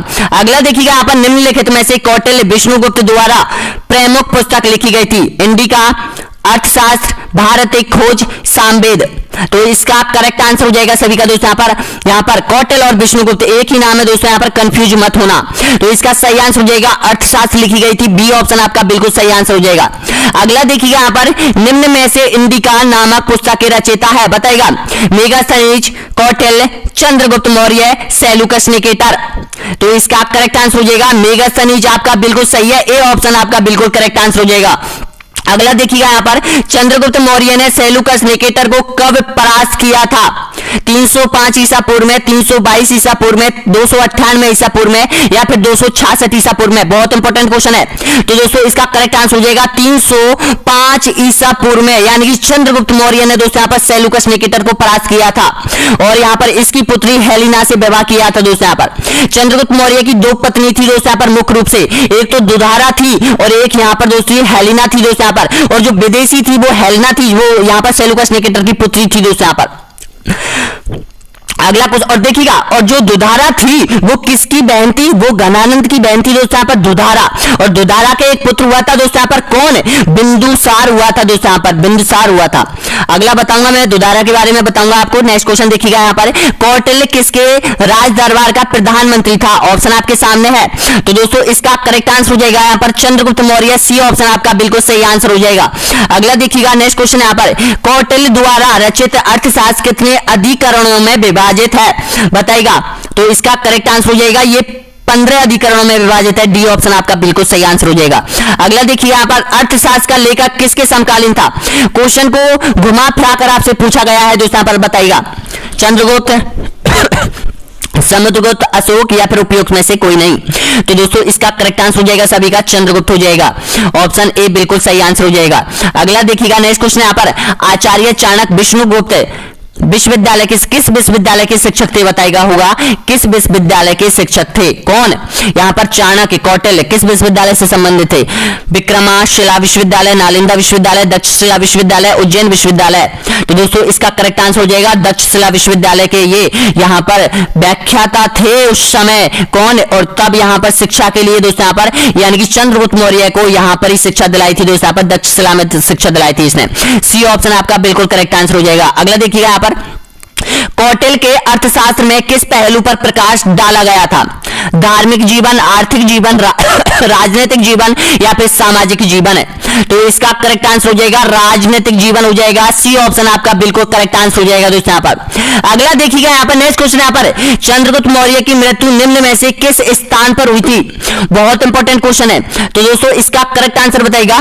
तो सभी का बिल्कुल सही आंसर हो जाएगा दोस्तों यहाँ पर श्रावणबेळगोला कर्नाटक में उपवास के दौरान हुई थी दोस्तों, यहाँ पर इसका सही आंसर हो जाएगा डी ऑप्शन बिल्कुल करेक्ट आंसर हो जाएगा। अगला देखिए यहाँ पर, सिकंदर के उत्तराधिकारी सेल्यूकस को परास्त करने वाला शासक कौन था बताएगा? तो दोस्तों इसका करेक्ट आंसर हो जाएगा चंद्रगुप्त मौर्य हो जाएगा। डी ऑप्शन आपका बिल्कुल सही आंसर हो जाएगा यहाँ पर। अगला देखिएगा नेक्स्ट क्वेश्चन यहाँ पर, 298 ईसा पूर्व चंद्रगुप्त मौर्य की मृत्यु होने के बाद मगध साम्राज्य की गद्दी पर किसने शासन किया था बताएगा? अब यहां से दोस्तों यहाँ पर थोड़ा सा यहाँ पर आपको पता है कि यहाँ पर चंद्रगुप्त मौर्य से संबंधित क्वेश्चन हो चुके हैं। अब देखिएगा यहाँ पर किसका शासन हुआ था इसके बाद, तो इसका करेक्ट आंसर हो जाएगा बिंदुसार हुआ था दोस्तों यहाँ पर। और ये बिंदुसार हुआ था वो दुधारा का पुत्र था, और ये दुधारा कौन थी? ये गणानंद की बहन थी दोस्तों यहाँ पर। और इस दुधारा के एक पुत्र हुआ था दोस्तों यहाँ पर जिसका नाम यहाँ पर बिंदुसार हुआ था दोस्तों यहाँ पर, बिंदुसार हुआ था। अब देखिएगा दुधारा को यानी कि दुधारा के खाने में किसी ने जहर मिलाया था, तो वो खाना दुधारा ने खा लिया था। उस समय दुधारा की यहाँ पर तबीयत बिगड़ जाती है, तो चाणक्य कौटिल्य से दुधारा ने कहा था कि मैं अपने पुत्र को बचाना चाहती हूँ और किसी भी कीमत पर इस पुत्र को बचा लो। तो यहाँ पर दोस्तों यहाँ पर यहाँ पर जो कौटिल्य था उसने यहाँ पर उसका जो गर्भ है वो चीर कर दोस्तों यहाँ पर उस बच्चे को उसमें से निकाला था बिल्कुल जिंदा, और इसके माथे पर एक जहर की बूंद यानी कि का निशान हो गया था, इसलिए इसका नाम रखा गया था बिंदुसार रखा गया था दोस्तों यहाँ पर। और इसकी दूसरी पत्नी थी दोस्तों यहाँ पर चंद्रगुप्त मौर्य की, वो हेलेना थी। अगला क्वेश्चन देखिएगा नेक्स्ट क्वेश्चन यहाँ पर, 16 राज्यों का विजेता किस मौर्य शासक को कहा जाता है बताएगा? तो दोस्तों इसका करेक्ट आंसर हो जाएगा यानी कि बिंदुसार को कहा जाता है। डी ऑप्शन आपका बिल्कुल करेक्ट आंसर हो जाएगा। अगला देखिएगा यहाँ पर, बिंदुसार का उत्तराधिकारी कौन था बताएगा? चंद्रगुप्त द्वितीय, कुमारगुप्त, उपगुप्त या फिर अशोक? तो इसका करेक्ट आंसर हो जाएगा अशोक। जी हाँ दोस्तों, अशोक महान। डी ऑप्शन आपका बिल्कुल सही आंसर हो जाएगा। अगर आपसे पूछे अशोक के पिता का नाम क्या था तो ध्यान रखना बिंदुसार था। तो और अशोक की माता का नाम सुभद्रांगी था दोस्तों यहाँ पर, ये भी ध्यान रख लेना। डी ऑप्शन करेक्ट आंसर हो जाएगा। अगला देखिएगा यहाँ पर, बिंदुसार ने विद्रोहियों को कुचलने के लिए अशोक को कहां भेजा था बताएगा? स्वर्णगिरी, दक्षशिला, उज्जैन या फिर वैशाली? तो इस समय दोस्तों यहाँ पर ऑप्शन आपका बिल्कुल करेक्ट आंसर हो जाएगा दक्षशिला। आपको पता है जो मगध साम्राज्य पर वो मौर्य साम्राज्य था वो यहाँ पर पाकिस्तान तक दोस्तों यहाँ पर दक्षशिला तक फैला हुआ था ये। अगला क्वेश्चन देखिएगा यहाँ पर 91 नंबर का क्वेश्चन है, निम्न में से अशोक महान राजगद्दी पर कब बैठा था बताएगा करेक्ट आंसर? तो दोस्तों इसका बिल्कुल करेक्ट आंसर हो जाएगा ऑप्शन नंबर बिल्कुल सही आंसर हो जाएगा 269 ईसा पूर्व में अशोक गद्दी पर बैठा था। अगला क्वेश्चन देखिएगा यहाँ पर, अशोक महान किसका पुत्र था बताएगा? तो दोस्तों आपका बिल्कुल करेक्ट आंसर हो जाएगा ऑप्शन नंबर बिल्कुल सही आंसर हो जाएगा यहाँ पर बिंदुसार का था। बी ऑप्शन आपका बिल्कुल करेक्ट आंसर हो जाएगा।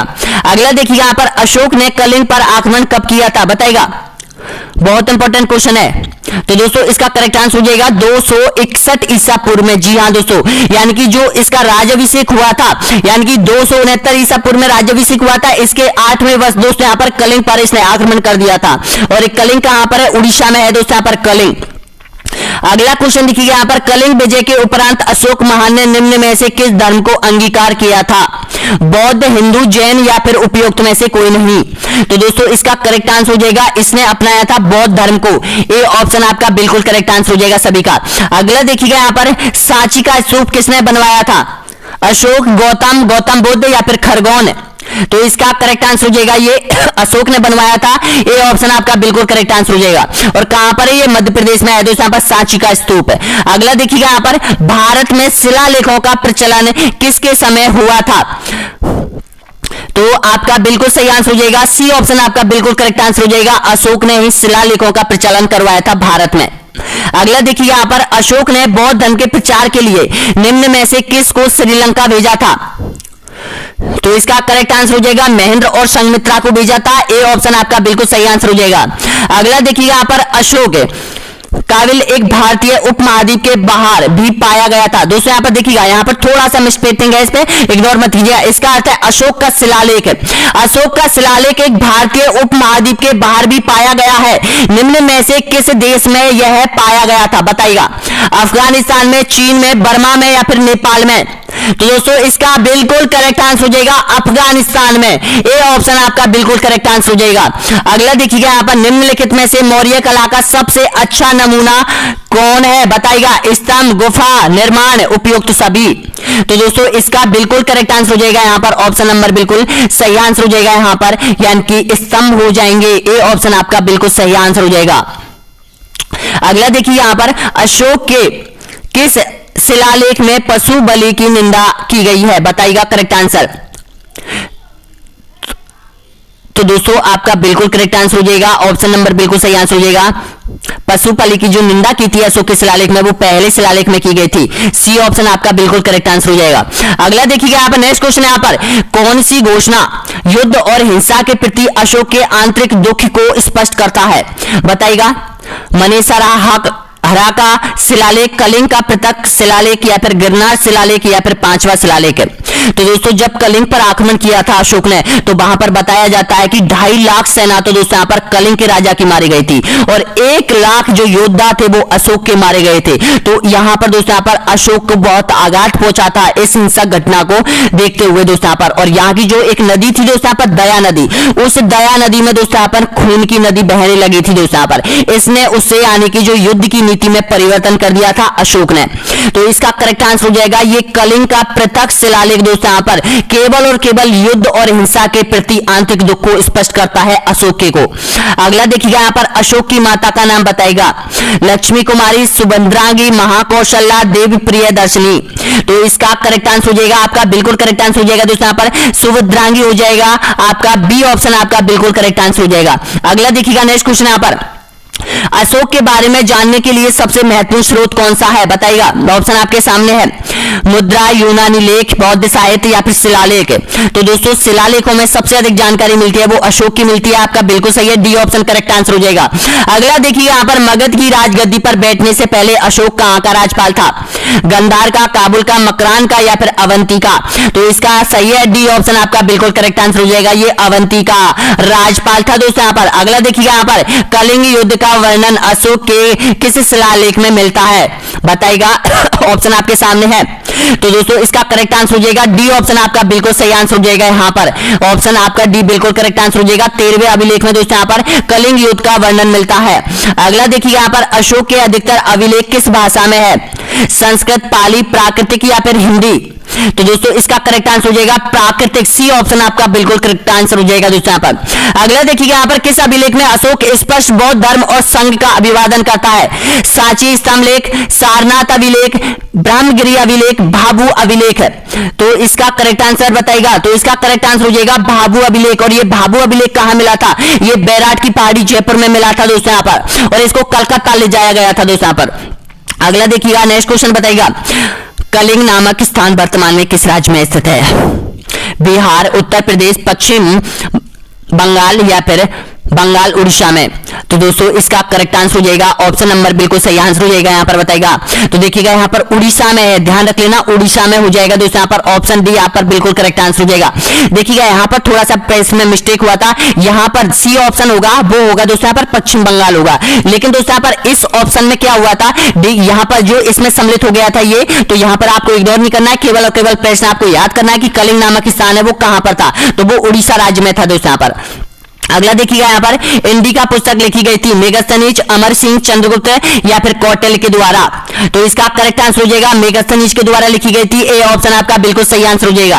अगला देखिएगा यहाँ पर मगध की राजधानी का नाम बताएगा, पाटलिपुत्र, उज्जैन, अवंतिका या फिर इंद्रप्रस्थ।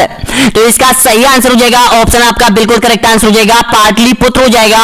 ए ऑप्शन आपका बिल्कुल करेक्ट आंसर हो जाएगा। अगला देखिएगा यहाँ पर 71वें नंबर का क्वेश्चन है, मौर्य काल में गुप्तचरों को क्या कहा जाता था बताएगा, गुप्तचर संस्था, एक संचार, खोजी या फिर गूढ़ पुरुष। तो इसका करेक्ट आंसर हो जाएगा गूढ़ पुरुष के नाम से जाना जाता था। डी ऑप्शन बिल्कुल करेक्ट आंसर हो जाएगा दोस्तों यहाँ पर गुप्तचरों को मौर्य साम्राज्य में। अगला देखिएगा मुद्रा राक्षस का लेखक कौन था, ऑप्शन आपके सामने है। तो इसका आंसर आपको कमेंट बॉक्स में देना है सभी स्टूडेंटों को दोस्तों यहाँ पर, कि मुद्रा राक्षस जो लिखी थी वो किसने लिखी थी दोस्तों यहाँ पर। अगला देखिएगा यहाँ पर मौर्य काल में सीता से तात्पर्य है, एक देवी, एक धार्मिक संप्रदाय, राजकीय भूमि से प्राप्त आय या फिर ऊसर भूमि। तो इसका करेक्ट आंसर हो जाएगा राजकीय भूमि से प्राप्त आय हो जाएगा दोस्तों यहाँ पर। सी ऑप्शन आपका बिल्कुल करेक्ट आंसर हो जाएगा। अगला देखिएगा यहाँ पर मौर्य वंश का अंतिम शासक कौन था बताएगा। अब यहाँ पर मौर्य वंश की समाप्ति हो रही है दोस्तों यहाँ पर, तो अंतिम शासक आपको बताना होगा और ये पूछा जाता है 74वें में। तो इसका करेक्ट आंसर हो जाएगा बृहद्रथ हो जाएगा। जी हाँ दोस्तों, मौर्य साम्राज्य का जो अंतिम शासक है वो बृहद्रथ हो जाएगा। अगर आपको और अच्छी तरीके से पढ़ना है तो ध्यान रख लेना, चंद्रगुप्त मौर्य के बारे में आपको पढ़ना होगा, अशोक के बारे में आपको पढ़ना होगा दोस्तों यहाँ पर, और एक यहाँ पर दोस्तों यहाँ पर बिंदुसार के बारे में आपको पढ़ना होगा। और ये क्वेश्चन पूछे जाएंगे वो शिलालेख में से पूछ सकता है, चंद्रगुप्त मौर्य के बारे में पूछ सकता है, कौटिल्य के बारे में पूछ सकता है दोस्तों यहाँ पर, ध्यान रख लेना। अगला क्वेश्चन देखिएगा नेक्स्ट और अंतिम क्वेश्चन है दोस्तों यहाँ पर, यानी कि मौर्य साम्राज्य का 75वें नंबर का क्वेश्चन है, ईसा पूर्व में कलिंग का युद्ध किस किस के मध्य हुआ था बताएगा। बहुत से स्टूडेंट यहां पर कंफ्यूज होते हैं, तो ध्यान रखना दोस्तों यहाँ पर बिल्कुल करेक्ट आंसर हो जाएगा आपका, यानी कि राजा अनंत पद्म नाम और अशोक के मध्य हुआ था कलिंग का युद्ध दोस्तों यहाँ पर। ए ऑप्शन आपका बिल्कुल करेक्ट आंसर हो जाएगा यहाँ पर, ध्यान रख लेना। अब बहुत से स्टूडेंटों के मन में बैठा होगा खारवेल था, अरे भाई खारवेल नहीं था, अनंत पद्म नाम था जो अशोक के मध्य था दोस्तों यहाँ पर। और ध्यान रखना एक बात है यहाँ पर, चंद्रगुप्त मौर्य आपको पता है बहुत शक्तिशाली शासक हुआ था, लेकिन चंद्रगुप्त मौर्य ने भी दोस्तों यहाँ पर कलिंग पर विजय प्राप्त नहीं की थी, क्योंकि कलिंग इतना शक्तिशाली राजवंश था, बहुत शक्तिशाली राजवंश था। लेकिन यहाँ पर अशोक ने दोस्तों यहाँ पर इस राज पर आक्रमण करने की सोची थी दोस्तों यहाँ पर। तो इसका करेक्ट आंसर हो जाएगा ए ऑप्शन बिल्कुल करेक्ट आंसर हो जाएगा। अब देखिएगा दोस्तों यहाँ पर अगला जो वीडियो आने वाला है वो यहाँ पर राजस्थान माध्यमिक शिक्षा बोर्ड अजमेर गुप्त साम्राज्य के आने वाले हैं दोस्तों यहाँ पर, और उसका दोस्तों यहाँ पर मैं अगले इसके पार्ट यानी कि तीसरे नंबर के वीडियो में उसको मैं कवर करवा दूंगा दोस्तों यहाँ पर। सारे क्वेश्चन इसमें सम्मिलित किए गए हैं दोस्तों यहाँ पर, लगभग 75 क्वेश्चन ये है, क्योंकि इतने बड़े वीडियो को आप देखोगे तो कुछ समझ में नहीं आएगा दोस्तों यहाँ पर। वीडियो भी बहुत लंबा बन चुका है दोस्तों यहाँ पर, और प्लीज बताओ कि वीडियो कैसा लगा दोस्तों यहाँ पर आप लोगों के लिए। और अगला जो कॉन्सेप्ट आएगा बहुत जल्द अपलोड करने वाला हूं दोस्तों यहाँ पर। थोड़ा सा सर दर्द हो रहा है यहाँ पर, इस वजह से यहाँ पर मैं तो पूरा करवा देता, लेकिन आपको भी समझ में नहीं आएगा और थोड़ा समझाने में भी प्रॉब्लम होगी, तो इस वजह से उस वीडियो को मैं अगले चैप्टर में कवर करवा दूंगा दोस्तों यहाँ पर। लेकिन इस दोनों चैप्टरों में से 100% कम से कम पूछे तो 2 क्वेश्चन और अधिक से अधिक क्वेश्चन पूछे तो 4 क्वेश्चन आपसे पूछेगा दोस्तों यहाँ पर एग्जामिनर। तो प्लीज छोड़ना मत इसको, अगर एक बार में याद नहीं होता है तो दूसरी बार आपको याद करना होगा। तो प्लीज नीचे देखिएगा एक सब्सक्राइब का बटन दे रखा होगा, अगर सब्सक्राइब करना चाहते हैं तो सब्सक्राइब कर लो, अगर दोस्तों प्रत्येक वीडियो का नोटिफिकेशन आप पाना चाहते हो तो। क्योंकि बहुत से स्टूडेंट ऐसे हैं, आपको पता है यहाँ पर 80,000 स्टूडेंट से ज्यादा है, तो 80,000 स्टूडेंटों में केवल 20,000 स्टूडेंटों ने आइकन बेल के बटन को प्रेस कर रखा है, उनके पास ही सबसे पहले नोटिफिकेशन पहुंचता है, और सब्सक्राइब बहुत कम लोगों ने कर रखा है दोस्तों यहाँ पर। अगर सब्सक्राइब करोगे तो प्रत्येक वीडियो आपके पास पहुंचेगा, प्रत्येक वीडियो की प्लेलिस्ट आपके पास पहुंचेगी दोस्तों। धन्यवाद।